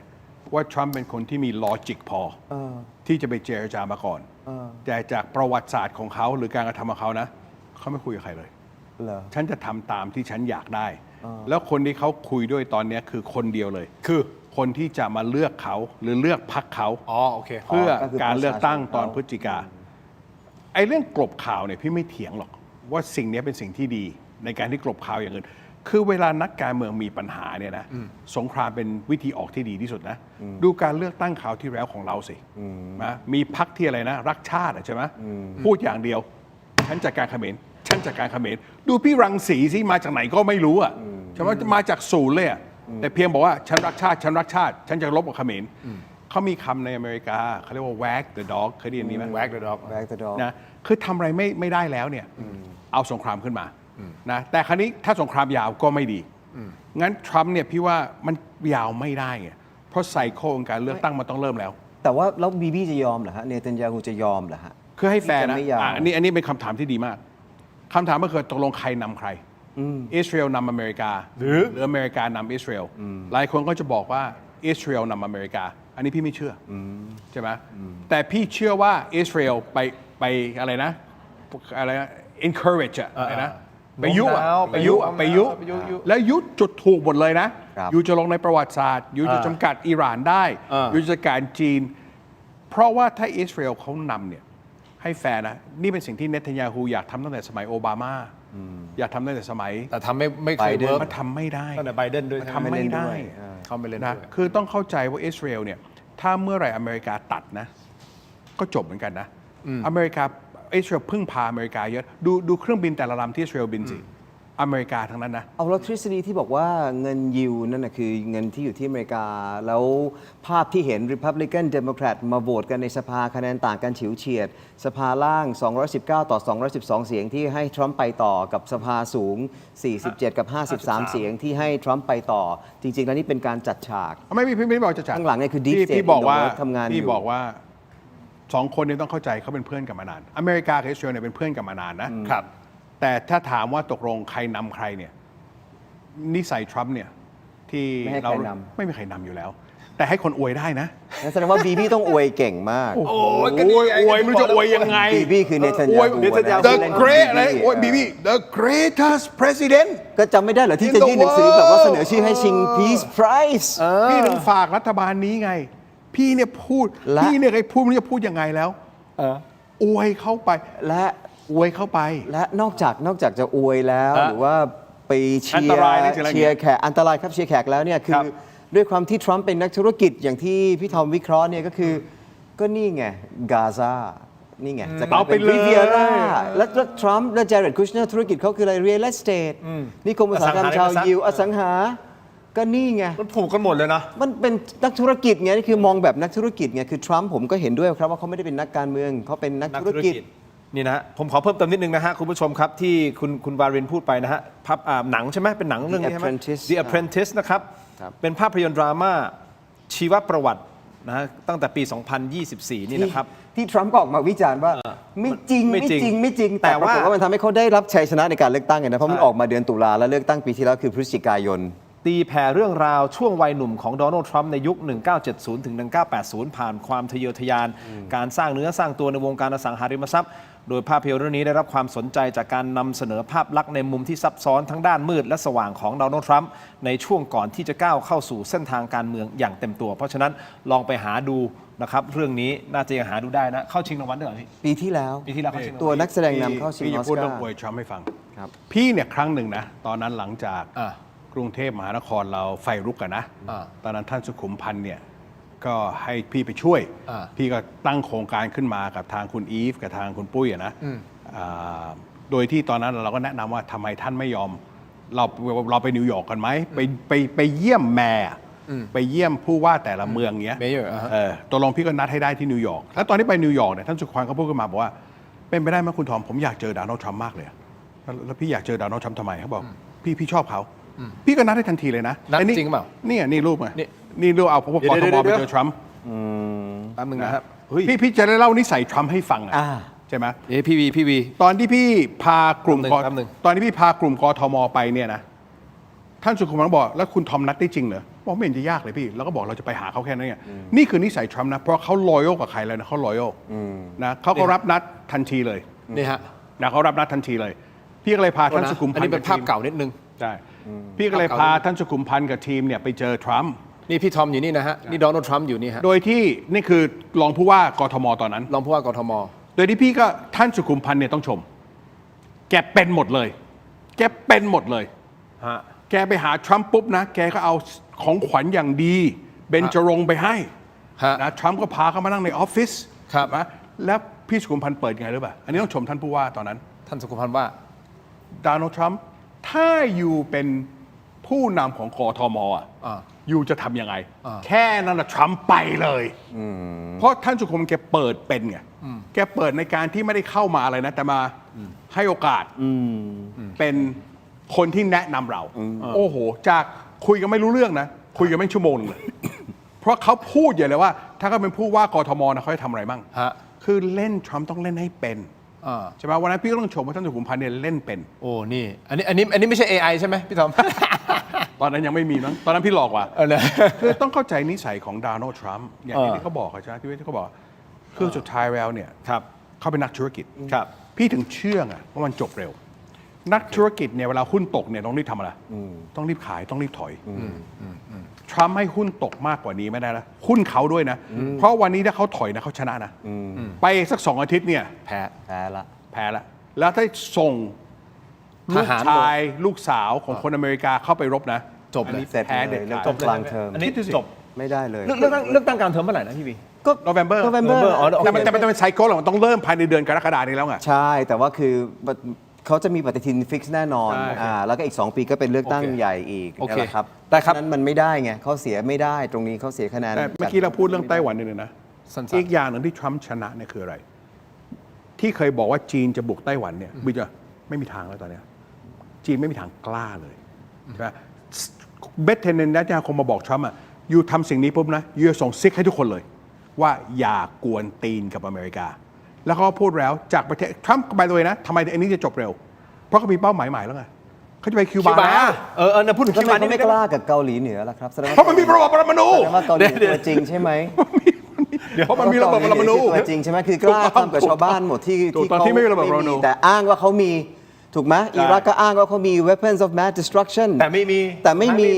ก็ จนถึงวันนี้ก็ยังไม่เห็นเลย เขามี WMD โจ๊ก เนี่ย เขาบอกว่า อาวุธอนุภาพทำลายล้างสูงเนี่ย ประเทศที่ไม่มีจริงอ่ะโดนรบตลอด ประเทศที่มีจริงบอกเห็นไหมมึงไม่กล้า ก็ทำให้เห็นว่าระบบปรมาณูนี่มีความหมายจริงอะมันถึงอยากได้ คิม ไง จองอึนสิ่งได้ โดยที่จริงๆแล้วประเทศไทยนะ ตอนนั้นเราเลือกเต้เป็นนายกนะ เราก็มี10 ลูกแล้ว โอเค อย่างนี้ไหนๆพูดถึงเกาหลีเหนือแล้วนิดเดียวสั้นๆนะฮะวิเค ได้ ราะห์ ทั้งไดโนเสาร์ได้ทั้งระเบิดปรมาณู วิเคราะห์นิดนึงคุณบารินทางการข่าวเกาหลีเหนือนะครับ อันนี้ ท่านผู้นำสูงสุดของเกาหลีเหนือท่านคิมจองอึนนะช่วงหลังออกมาเลยนะฮะพอเกิดเรื่องนี้ปุ๊บออกมาแล้วมีหน้าสื่อแล้วนะออกไปดูการยิงขีปนาวุธทดสอบขีปนาวุธเนี่ย เขามีเป็นปฏิทินเขาอยู่แล้วเพราะเมษายนมันเป็นเดือนสำคัญของเขาไงเกาหลีเหนือเขาจะต้องมีการเรียกร้องความสนใจอย่างเงี้ยทุกปีในการโชว์แสนยานุภาพเพราะว่านั่นเป็นสิ่งที่เขามีในการที่จะปกป้องตัวเองจากประเทศที่มีอาวุธนิวเคลียร์ของโลกแล้วก็น่าจะเป็นตัวจริงถึงทรัมป์ถึงไม่กล้าไงเพราะฉะนั้นแล้วเขาก็ส่งสัญญาณแล้วว่าพร้อมที่จะคุยกับทรัมป์แต่ทรัมป์ต้องเลิกมองเขาเป็นศัตรูนี่คือแมสเซจล่าสุดจากคิมจองก็คือที่ออกมาแบบนี้นะส่งสัญญาณชัดเจนแล้วนะอย่าแย้มนะก็คืออย่าแย้มแต่ก็มาคุยกันได้นะคุยกันได้แต่ยกเว้นว่าอย่ามองว่าเป็นศัตรูคือโลกไม่น่าเชื่อนะคนชอบบอกว่าเราคนเดียวเนี่ยเราจะเปลี่ยนแปลงโลกได้ยังไงทรัมป์คนเดียวนะทำให้ ปั่นป่วนขนาดนี้ ปั่นป่วนขนาดนี้เขาบอกแล้วคนเราเนี่ยมันแปลกนะถ้ามันมีความเชื่ออย่างที่พี่บอกอะทรัมป์เขาเป็นคนที่เชื่อในสิ่งที่เขาทำมากแต่ที่เขาเชื่อที่สุดคืออะไรเมื่อกี้น้องก็พูดแล้วเขาอยากลงไปในประวัติศาสตร์คือพูดจริงๆนะมันมีภูเขาอยู่ภูเขาลูกหนึ่งที่อเมริกา Mount Rushmore ชื่อว่า Mount Rushmore เพื่อความฝันของทรัมป์เนี่ยคือเอารูปขึ้นไปที่ถูกแกะสลักอยู่บนเขาแล้วทีมงานลองหาดูนะมารัชมอมีไหมลองดูประเทศไทยต้องเล่นคนนี้ให้เป็นไงเพราะเรายังต้องคบกับเขาไปอีก3 ปีนะเดี๋ยวดิ3 ปี2 ปีกว่าอีก2 ปีครึ่งอ่ะ2 ปีครึ่งอย่างเขาเพิ่งจะผ่านปีหนึ่งมาโอเคมี State of the Union อย่างนี้คุณผู้ชมเดี๋ยวผมจะได้ไปอีกประเด็นอีก 2-3 ประเด็นที่สำคัญนะครับอันนึงคือประธานาธิบดีอิหร่านขอโทษครับคุณผู้ชมครับคืออย่างนี้ในสถานการณ์ความขัดแย้งแบบนี้แต่ละประเทศก็มีศักดิ์ศรีของตัวเองอยู่แล้วถูกต้องไหมครับไม่ว่าจะเป็นประเทศไหนกับประเทศไหนเขาก็ต้องมีศักดิ์ศรีของตัวเองเวลาเกิดความขัดแย้งแต่การขอโทษมักจะไม่ค่อยเกิดขึ้นนะสักเท่าไหร่นักนะครับในความขัดแย้งโดยเฉพาะในเรื่องของศักดิ์ศรีปรากฏว่าประธานาธิบดีมาซูดเปเชสเคียนผมอ่านออกนะฮะเปเชสเคียนผู้นำอิหร่านกลับออกมาขอโทษโดยเขาพูดว่าผมเห็นว่าจำเป็นต้องขอโทษประเทศเพื่อนบ้านที่ถูกโจมตีและเราไม่ได้มีเจตนารุกรานประเทศเพื่อนบ้านนะครับเดี๋ยวไปฟังเสียงบางช่วงมันตอนสั้นๆยังไม่มาหรอครับเสียงโอเคประโยคนี้มันทำให้เกิดคำถามได้ขึ้นมาขอโทษนี่คือขอโทษในมุมของคุณวารินเนี่ยขอโทษเพื่อคือผมยังไม่ได้เห็นข่าวนี้ในรายละเอียดนะครับแต่ถ้าเกิดคุณคินถามความเห็นผมอย่างนี้เนี่ยผมมองว่าเขาก็มีความสัมพันธ์ในโลกมุสลิมถึงจะคนละนิกายก็ตามแล้วเขาก็ชัดเจนตั้งแต่แรกอยู่แล้วในการที่จะถล่มเป้าหมายเหล่านี้ว่านี่คือผลประโยชน์ของสหรัฐและอิสราเอลในภูมิภาคเขาไม่ได้ต้องการที่จะไปถล่มหรือว่าไปเปลี่ยนระบอบหรือว่าอำนาจอธิปไตยไปโค่นประเทศเหล่านี้ถ้าให้ผมวิเคราะห์เบื้องต้นแบบนี้ผมก็มองว่ามันก็เป็นมารยาทว่าเราไม่ใช่เป็นศัตรูกันแต่ศัตรูของเรานี่คืออเมริกากับอิสราเอลที่บังเอิญมีฐานที่มั่นอยู่ในประเทศของคุณเพราะว่าเขาคบค้ากันเขาเป็นพันธมิตรกันเพราะว่ามีบางช่วงบางตอนของการกล่าวของท่านประธานาธิบดีก็คือพูดถึงในทำนองแบบว่าเนื่องจากว่าพอผู้นำสูงสุดถูกสังหารใช่ไหมครับระบบการ command line เนี่ยมันค่อนข้างที่จะสับสนวุ่นวายหรือเปล่าจนทำให้บางคนเนี่ยอิสระในการที่จะตัดสินใจในการทำแล้วบางคนก็อาจจะตัดสินใจไปเองโดยที่ไม่ได้ผ่านกระบวนการการคิดเลยไปกระทบกับเพื่อนบ้านไม่ว่าจะเป็น UAE ใช่ไหมฮะที่ไปถล่มที่ดูไบเราก็เห็นมหาเศรษฐีในประเทศเหล่านี้ในกัลฟ์ในอาหรับ country เนี่ยนะครับเขาเรียกว่า GCC นั่น Gulf Cooperation Council ที่มีบาห์เรนมีคูเวตมีกาตาร์โอมานใช่ไหมครับคือมีมหาเศรษฐีบางคนก็ออกมา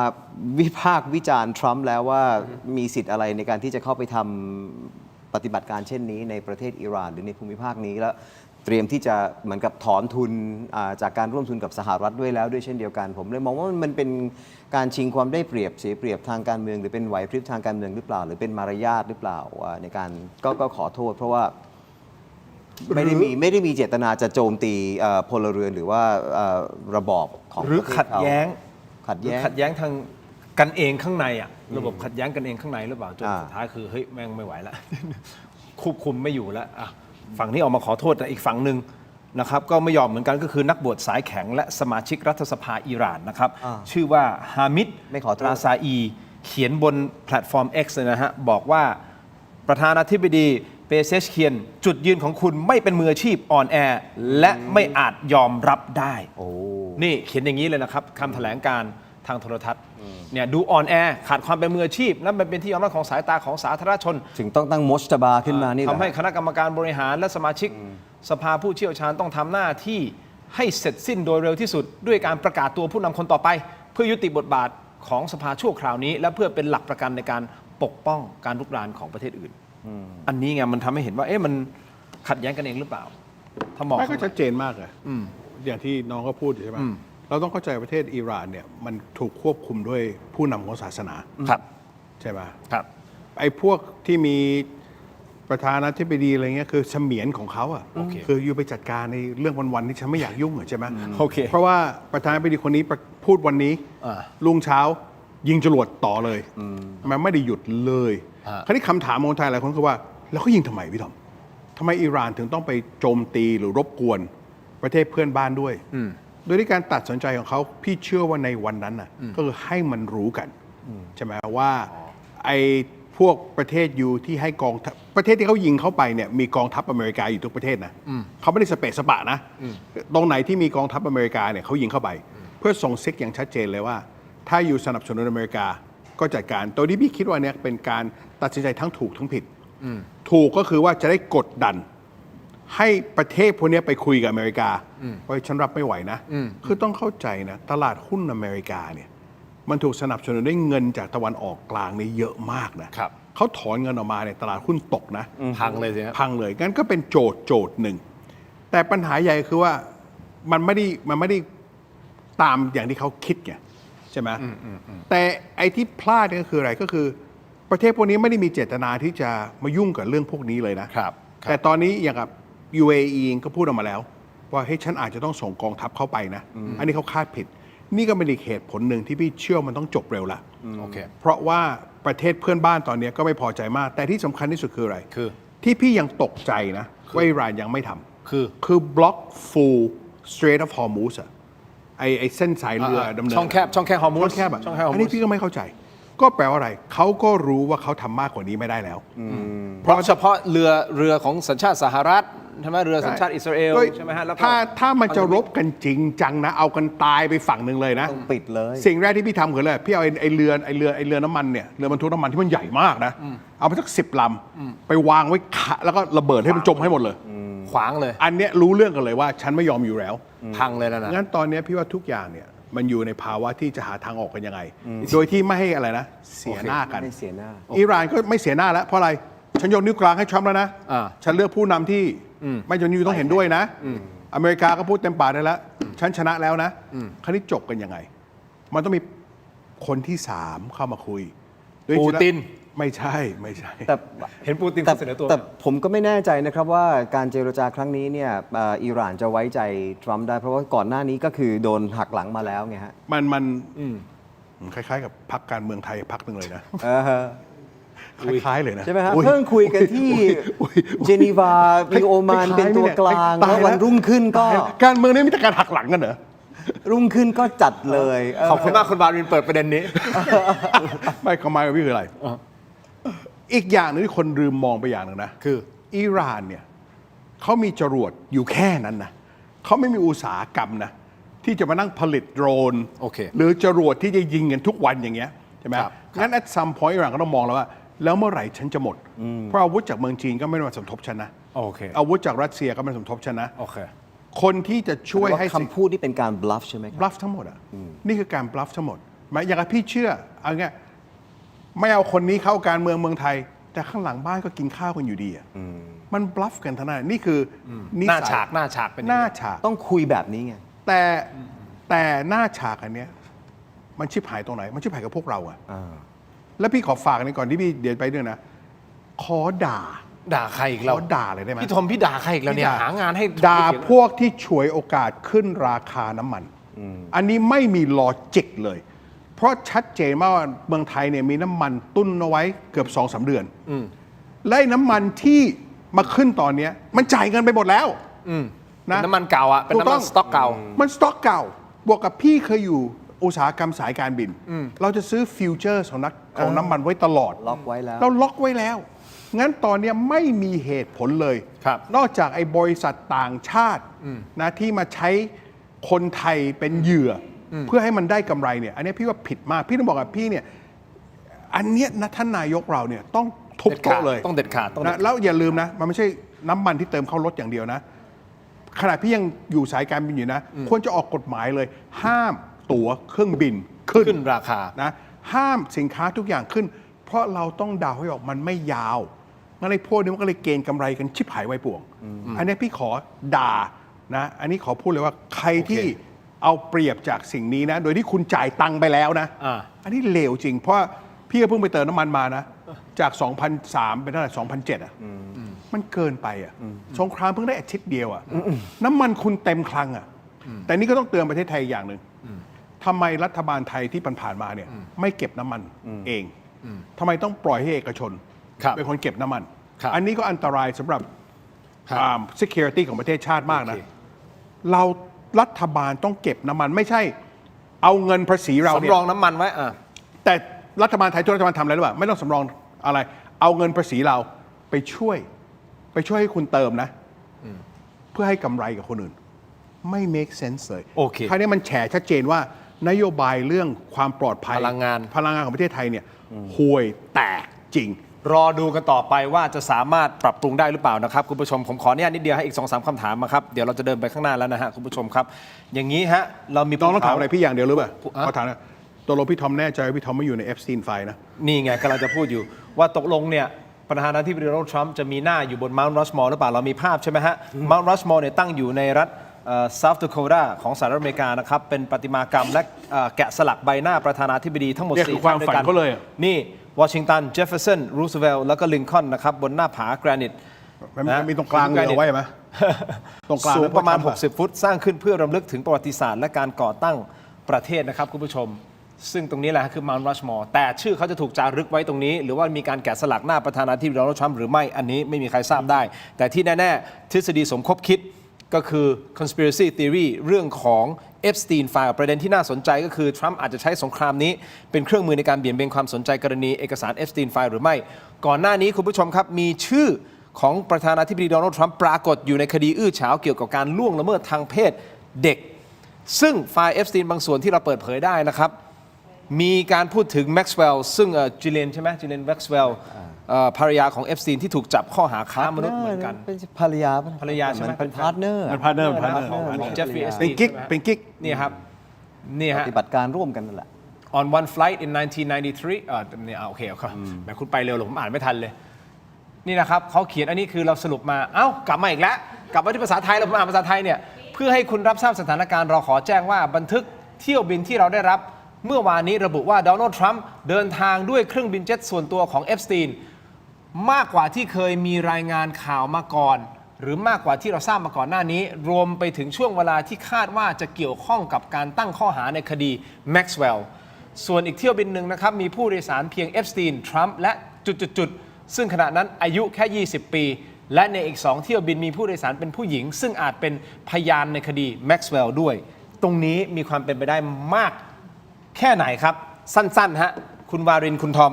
ว่าอันนี้แหละมันจะเป็นระเบิดเวลาถ้ามันโป๊ะออกมานี่มันไม่ใช่แค่ทรัมป์สิมันไปหมดเลยใช่ไหมมันทั้งโลกเลยป่ะครับพี่ทอมยังกลัวเลยว่ามีชื่อตัวเองอยู่ในแฟ้มเหล่านี้หรือเปล่าพี่ทอมเขาบอกไม่มีพี่ทอมยังกลัวเลยแล้วคนไทยมีไหมครับมีมีคนไทยในไฟล์นี่เหรอนี่ถามพี่ทอมสิพี่ทอมอันนี้เขากลัวมากเลยใช่ไหมกลัวจะแบบโอ้หลุดออกมาคือพี่ว่าถ้าจะทำรายการเจฟฟรีย์เอฟสตีนสักอันหนึ่งนะพี่จะมาแฉให้หมดให้พูดยาวเลยใช่ไหมเพราะเขาบอกว่าช่วงเวลาพอประธานาธิบดีโดนัลด์ทรัมป์มีการสั่งลุยที่อิหร่านเนี่ยเขาบอกมีไฟล์ประมาณ 40,000 กว่าหน้าอยู่ดีๆมันหายไปจากระบบใช่ไหมพี่วีถ้าผมจำข่าวไม่ผิดเนี่ยปุ๊บหายไปเลยคนชอบบอกว่ามันชวนให้คิดไงพี่เนี่ยเป็นล็อบบี้ใช่ไหมทรัมป์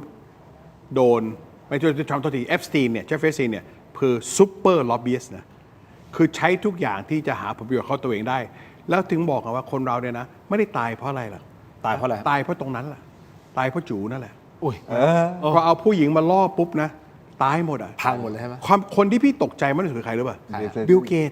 ใช่บิลเกตบิลคลินตันไม่บิลคลินตันพี่ไม่แปลกใจเพราะมันใช้จูมันตลอดมันใช้จูมันตลอดแต่บิลเกตแต่ก็มาเห็นเลยนะว่าไอ้พวกเนิร์ดเนี่ยเวลารวยขึ้นมาแล้วก็เจอผู้หญิงก็เอากันเต็มที่เลยพี่ทอมแล้วอย่างฮิลลารีคลินตันเนี่ยกล้าแบบสาบาน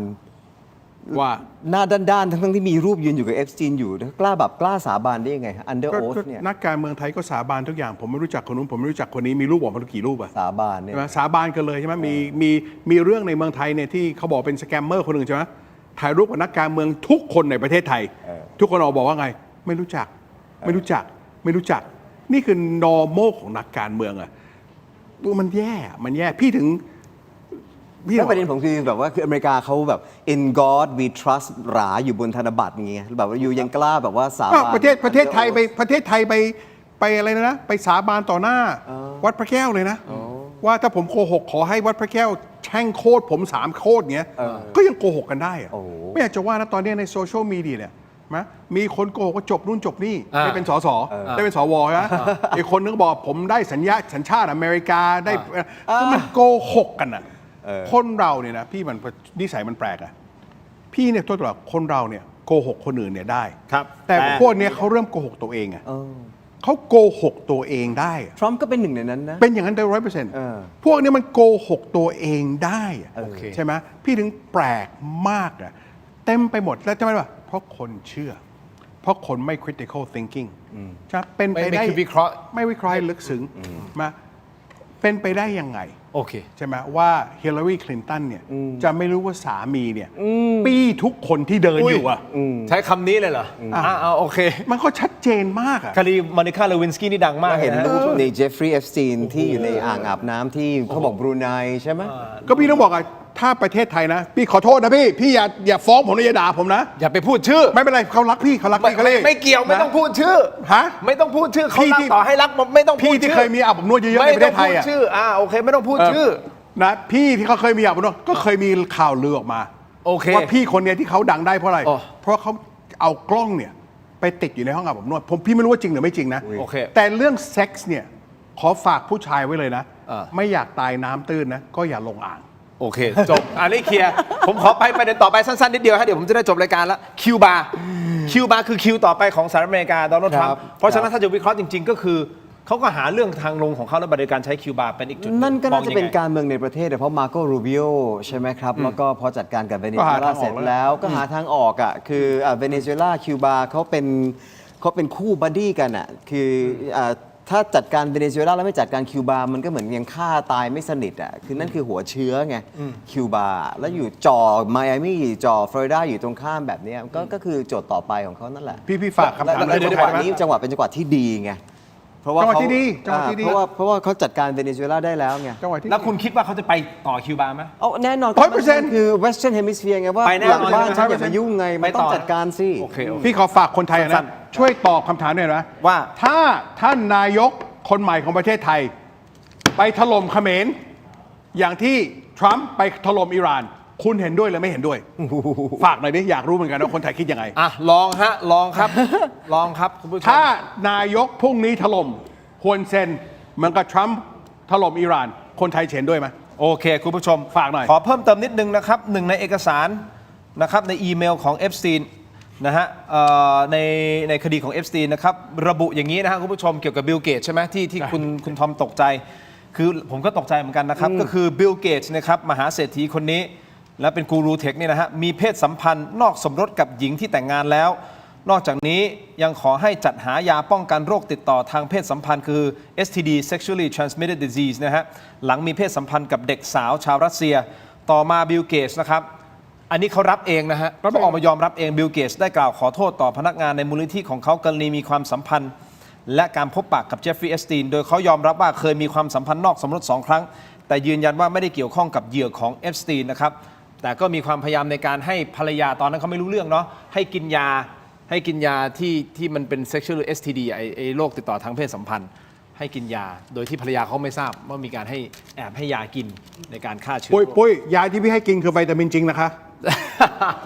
เดี๋ยวภรรยาพี่อย่าเข้าใจ เอา ผิด งี้ พี่ให้กินวิตามินซีจริงนะคะอย่าเข้าใจผิด อันนี้ของจริงเหมือนกันขอขอบคุณนะครับเม็ดอมซิงค์พลัสอันนี้ของจริงฮะอันนี้ของจริง อันนี้ ของ พี่ ดี กินได้ ของดีลูกอมฮะคุณบาเดนฮะ อันนี้ นี่ฮะนี่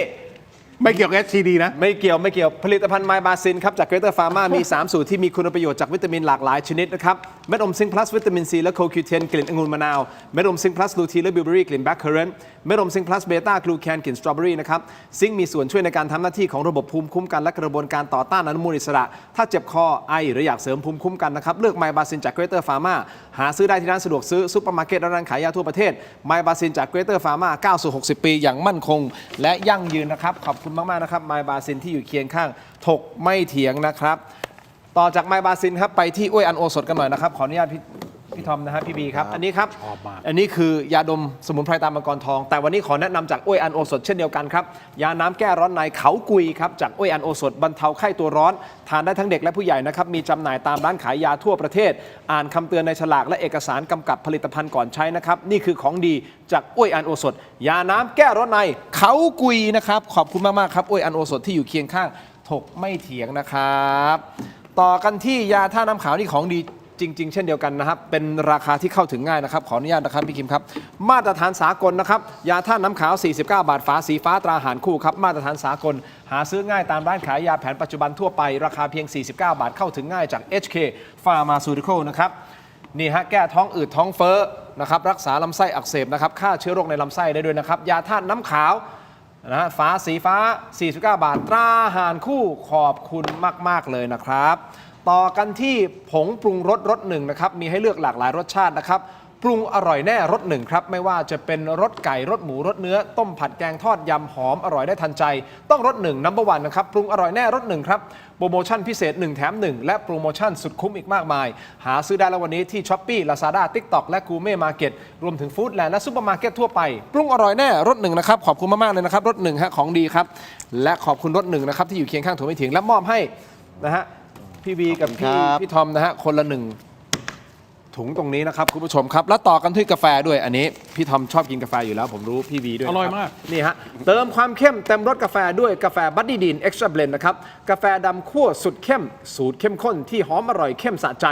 ชงดำก็อร่อยเติมนมก็อร่อยลงตัวทดลองบัดดี้ดีนเอ็กซ์ตร้าเบลนด์หอมเข้มขมไม่เปรี้ยวในราคาคุ้มค่าเพียง129 บาทได้มากถึง165 กรัมสุดคุ้มขนาดนี้ลองได้วันนี้ที่ 7-Eleven ทั่วประเทศบัดดี้ดีนอร่อยเข้มไม่เปรี้ยวเต็มรสกาแฟมอบให้ท่านละ1 ซองนะครับขอบคุณมากๆเลยนะครับ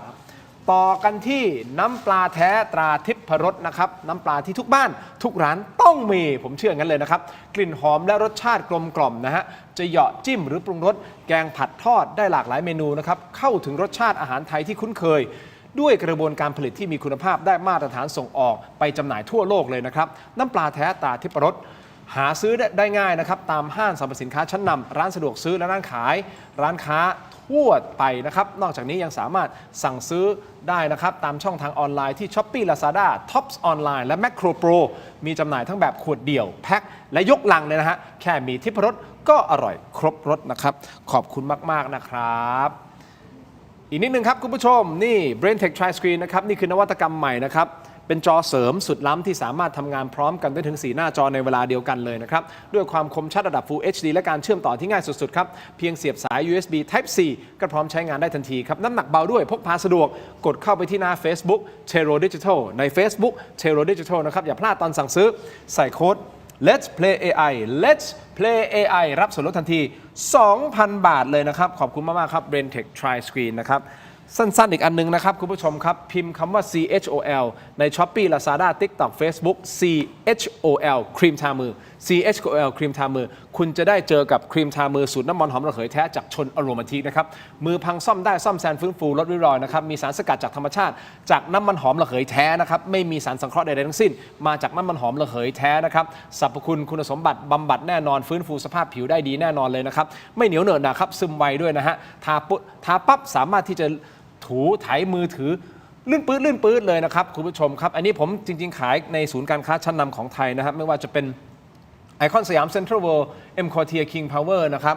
แล้วก็ขายมาหลายปีให้กับชาวต่างชาติซึ่งเป็นนักท่องเที่ยวซะส่วนใหญ่นะครับได้รับการตอบรับเป็นอย่างดีไม่งั้นผมอยู่ในห้างสรรพสินค้าศูนย์การค้าชั้นนำแบบนี้ไม่ได้เพราะฉะนั้นอยากให้คุณผู้ชมลองเปิดใจดูเป็นหนึ่งในประมาณ50 กว่า SKU ที่ผมมีนะครับนี่คือครีมทามือเป็นตัวเปิดใจเข้าใจง่ายๆนะลองดูฮะสายครีมทามือลองดูนะครับชนอโรมาทีครับอยู่ไหนอะครีมทามือ โอ้มือเขานุ่มจริง ๆ ครับ พี่ตั้ม มือนุ่มมากยังแข็ง ขอบคุณมากๆนะ เอ ครั ฟ บ สตีนไฟนะครับอ่ะคิวบารายต่อไปอย่างแน่นอนคุณผู้ชมครับ เอาละสำหรับคุณผู้ชมที่ติดตามโหวตของเราถามว่าคุณคิดว่ารัฐบาลอนุทินจะรับมือกับวิกฤตตะวันออกกลางได้หรือไม่อย่างไรอ้าวเปิดเฉลยโหวตเลยผมกำลังจะถามเลยว่าทั้งสองท่านล่ะครับ คิดเห็นอย่างไร รัฐบาลอนุทินจะรับมือกับวิกฤตตะวันออกกลางได้หรือไม่ในทุกๆมิติ โดยเฉพาะมิติของเศรษฐกิจพี่ทอมคิดว่าอย่าง น้ ไร องเกิดน้องก่อนเลย อ่ะ ก่อนเลย คุณวารินคิดยังไง อันนี้ผมเข้าใจว่าจริง ๆ เชี่ยวชาญข่าวต่างประเทศนะ แต่นี่วกกลับมาที่ประเทศไทย ถ้าได้ติดตามข่าวสาร ตั้งรัฐบาลเสร็จหรือยังอะ ใกล้แล้ว คำตอบที่ดีมาก คลอดแล้วกำลังจะคลอดแล้ว ยังไม่คลอ ยัง ด ไม่คลอดเหรอ292 เสียงไม่ใช่เหรอ ตั้งรัฐบาลให้เสร็จก่อนแล้วค่อยตอบ เราค่อยว่ากัน เข้าโรงพยาบาลอยู่คำตอบ โอเค คำตอบกับพี่ง่ายมาก ยังไงครับ สงครามเนี้ยถ้ามันสั้นนะครับ มันก็จะไม่กระทบประเทศไทยอย่างที่เราคิดหรอกนะครับนอกจากไอ้พวกฉวยโอกาสทั้งหลายอะนะครับ โดยที่จริงๆแล้วเนยพี่ก็ยังให้ความมั่นใจกับท่านรัฐมนตรีกระทรวงพาณิชย์คุณ ครับ สุปจี คุณสุปจี นะครับ ฮะ คือแล้วประเทศไทยเราเนี่ยจะกระทบอย่างเดียวถ้าสิ่งนี้มันยืดเยื้อนะหรือยืดยาวนะคือท่องเที่ยวนะท่องเที่ยวเนี่ยจะกระทบจริงถ้ามันยาว แต่กลับกันถ้าท่องเที่ยวเราฉลาดไหวพริบดีเก่งนะก็ควรจะบอกเลยว่าเนี่ยหลังจากสงครามแล้วเนี่ยคุณไม่อยากมาพักผ่อนในประเทศไทยมั่งเลยใช้โอกาสประเทศไทยให้เป็นที่ที่นักท่องเที่ยวควรจะมาเยี่ยมควรจะมาเที่ยวนะคือคนในยุโรปก็เครียดคนในตะวันออกกลางก็เครียดก็มานี่สิพี่ว่าอันเนี้ยเป็นโอกาสของเราที่ดี แล้วก็มาพร้อมกับความกังวลอย่างที่ผมบอกว่าพี่ทอมบอกว่าสงครามจบเนี่ยแต่คือมันจบในแง่ฟิสิกอลกายภาพคือจะจบแต่ว่าไอ้ความ ประเทศไทยเราดีอย่างเพราะเราเป็นสถานที่ที่ให้แฟร์นะ เราสนับสนุนทุกฝ่าย เราเป็นมิตรกับทั้ง เราเป็นมิตรกับทุกคน ทั้งอิสราเอล ใช่ ทั้งสห งั้น รัฐ เขาไม่เล่นประเทศเรา แต่ว่าเราก็มีที่คือ Soft target ผมห่วงโซเชียลมีเดียด้วยไงเพราะมันปั่นได้ตลอดเวลา อย่างนี้ ใช่ไหม คุณวารินเชิญเลยครับ อันที่สองก็คือว่า ผม เนี่ยเราจะมีสงกรานต์เราจะมี Tomorrowland เราจะมีอะไรที่มันจะเป็นแบบแหล่งที่แบบชาวต่างชาติมารวมตัวกันอยู่เยอะๆเนี่ยมันก็เป็นบททดสอบที่สำคัญในการที่ ถ้า เรา เรา รับมือกับภัยที่มันมาแบบเราไม่รู้ตัวไง อันนี้ขอบคุณ คือ วารินที่พูด พี่ก็เคยคิดอย่างนั้น เพราะมันไม่ใช่ผลประโยชน์ของไทยไง คือพี่ก็เคยคิดอย่างนั้น แต่ประเทศไทยเนี่ยเราจะกระแดกกันยังไงก็ได้นะ เพราะเราเป็นประเทศที่ชอบกระแดกนะ ตั้งแต่ประวัติศาสตร์เราเนี่ยเราเป็นประเทศที่เทาเยอะนะงั้นไอ้เงินเทาพวกเนี้ยเงินเทาจากอิหร่านเงินเทาจากซาอุเงินเทาจากอเมริกาเงินเทาจากอินเดียเนี่ยเขาผ่านระบบแบงก์เทาของเราเต็มไปหมดงั้นเขาไม่กล้าแตะประเทศไทยหรอก โอเค เพราะว่า ขอให้ เราเป็น เป็นเช่นนั้น เราเป็นทางผ่านของความชั่วร้ายที่เขาอยากมาฟอกในประเทศนี้งั้นพี่คิดว่าเขาทำอะไรประเทศไทยไม่ได้ และอย่าลืมนะ แต่ ดู ก็ไม่ประมาทดีกว่าเนาะ ไม่ควรจะประมาทพี่เป็นคนเตือนคนแรกเลยว่า พี่ไม่แนะนำให้ไปที่ไหนที่คนเยอะ ผมว่าในแง่จิตวิทยามันกระทบกับ ๆไม่ควรจะไปไหน อารณ์ ไม่ควรจะไป แล้ว ไหนที่คนอิสราเอลไปเที่ยวเยอะๆไม่ควรจะไปไหนที่ใกล้สถานทูตอเมริกา ตายพังงานอย่างเงี้ยที่ ก็อันตราย เขาอยู่กันอะแต่ขอฝากคนไทยไว้อย่างนะครับ อยู่ในชีวิตที่กลัวอย่างเดียวเนี่ยก็อย่ามีชีวิตเฉลยดีกว่านะ โอเคอีกนิดเดียว enjoy หน่อย สุดท้ายสุดครับคุณผู้ชม ครับ ประธานาธิบดีโดนัลด์ทรัมป์จวกสื่อ Fox News ว่าถามโง่ จวก ๆนะจวกสื่อนะขออภัย เมื่อวันเสาร์ที่ผ่านมาคุณผู้ชมครับ ที่ทำเนียบขาวโดนัลด์ทรัมป์ได้ให้สัมภาษณ์ประเด็นบทบาทของรัสเซียในสงครามอิหร่าน ซึ่งการตอบคำถามของทรัมป์ในครั้งนี้ทำเอาประชาชนนะงงเหมือนกันทำเอาสื่องงแล้วฮะสื่อที่ไปทำข่าวนะครับคุณผู้ชมครับนี่ไวรัลไปทั่วโซเชียลทรัมป์ตอบว่าอย่างไรไปฟังสั้นๆนิดเดียวฮะเดี๋ยวกลับมาวิเคราะห์สั้นๆครับ Press will take one or two questions, please. Thank you, President Trump. It sounds like the Russians are helping Iran target and attack Americans now. That's an easy problem compared to what we're doing here. But can I be honest? It's just, I have a lot of respect for you. You've always been very nice to me. What a stupid question that is to be asking at this time. We're talking about something else. Can we keep this maybe a little bit? Go ahead, please. Press will take one or two. คิดว่าทำไมเขาฉุนทำไมต้องพอถามถึงรัสเซียว่ารัสเซียช่วยอิหร่านในการโจมตีสหรัฐแล้วเขาบอก that's a stupid question คุณวารินวิคราะห์ มันก็เป็นจิตวิทยาของทรัมป์อะครับ เป็นนิสัย นี่คือมันก็กลับไปที่พี่ทอมวิเคราะห์นิสัยของทรัมป์หมดทุกอย่างเลยไง คือเขาจะเป็น narrative ปัดไง ของเขาอะเขาเอาเรื่องของเขาเป็นหลัก เขามี agenda ใช่แล้วก็จะพูด ถูก เรื่องอะไร ถูกต้อง คนอื่นที่หรือคำถามอื่นที่มันไม่ใช่สิ่งที่เขาจะมาพูดเนี่ยคือตีตกหมด แสดงว่าต้องถามอ่ะถ้าเอาตรงๆสื่อก็ไม่ต้องถาม แม้แต่สื่อก็ต้องถามที่มันเข้าหูเขาถูกไหม ประเด็นพูดถูก คือพูดได้ว่า ต้องถามในสิ่งที่เขาอยาก ทรั จะ ม ตอบ ป์ไม่ใช่เป็นคนที่เดียวยากเลย โอเค อวยให้เป็นชมให้เป็น จบ งั้นประเทศไทยเนี่ยพี่มองว่าพี่แฟนนะพี่มองที่ชอบแล้วก็นับถือคุณสุปจีมากนะ ถ้าเป็นพี่นะพี่ไม่ทำอะไรวันๆส่งคุณสุปจีไปนั่งที่วอชิงตันดีซีเลย จบทรัมป์อย่างเดียว แล้วยิ่งคุณสุปจีสวยขนาดนี้เท่ขนาดนี้ จบได้ด้วย นะจบ ซึ่งผมเชื่อว่า นะ จบได้ แล้วเวลาส่งคนไปอเมริกา ครับ นะขอแนะนำกระทรวงต่างประเทศไทยนะครับ อย่าส่งคนหน้าตายอย่างพี่ไปนะ ทำไมฮะ ส่งแต่นี่ขอเรื่องสุดท้าย สุดท้าย ท่านสุขุมมันก็ถามว่าจำคำถามนี้พี่ยังจำได้ถึงวันนี้เลย20 กว่าปีแล้วนะ ท่านสุขุมก็ถามว่าถ้าอยู่จะช่วยโปรโมทประเทศไทย how would you promote Bangkok after the flames มันตอบว่าไงแล้วป่ะ promote your women โปรโมทผู้หญิงของไทย Thai หญิง women are the most beautiful in the world มันพูดคำนี้เลยอะ โอเค มันไม่คิดอะไรลึกไง อ่ะคุณผู้ชมครับก็ต้องรอดูต่อไปนะว่าจะลงเอยอย่างไรนะครับอย่างที่คุณทอมคิดว่ามันจะจบในเร็ววันนี้หรือไม่คุณผู้ชมครับ แต่เราก็ ปั๊ม ต้อง ไหนขึ้นน้ำมันอย่าไปเติมแม่ง ใครขึ้นสินค้าอย่าไปใช้ของมัน โอเคมาดูบทกันหน่อยคุณผู้ชมคิดว่ารัฐบาลอนุทินจะรับมือกับวิกฤตตะวันออกกลางได้หรือไม่ได้อยู่ที่ 30% ไม่ได้อยู่ที่ 47% ก็ใกล้เคียงกันไม่ได้หนีกันมากสักเท่าไหร่ ได้อยู่แล้ว ไม่แน่ใจที่ เขาพูดอย่างยังไม่มีรัฐบาล ยังไม่มีรัฐบาล ตรงมีวันไหนเนี่ย เร็วๆนี้แหละครับ หวังว่านะฮะ5,000 กว่าโหวตนะฮะขอบคุณมากๆเลยนะครับสำหรับการโหวตวันนี้นะครับทีมงานทุกอย่างครบถ้วนนะสมบูรณ์นะฮะขอบคุณมากครับพี่ทอมครับขอบคุณมากครับพี่ไรนครับขอบคุณครับทั้งหมดนี้ก็ตรงไปเถียงครับลาคุณผู้ชมไปก่อนครับสวัสดีครับ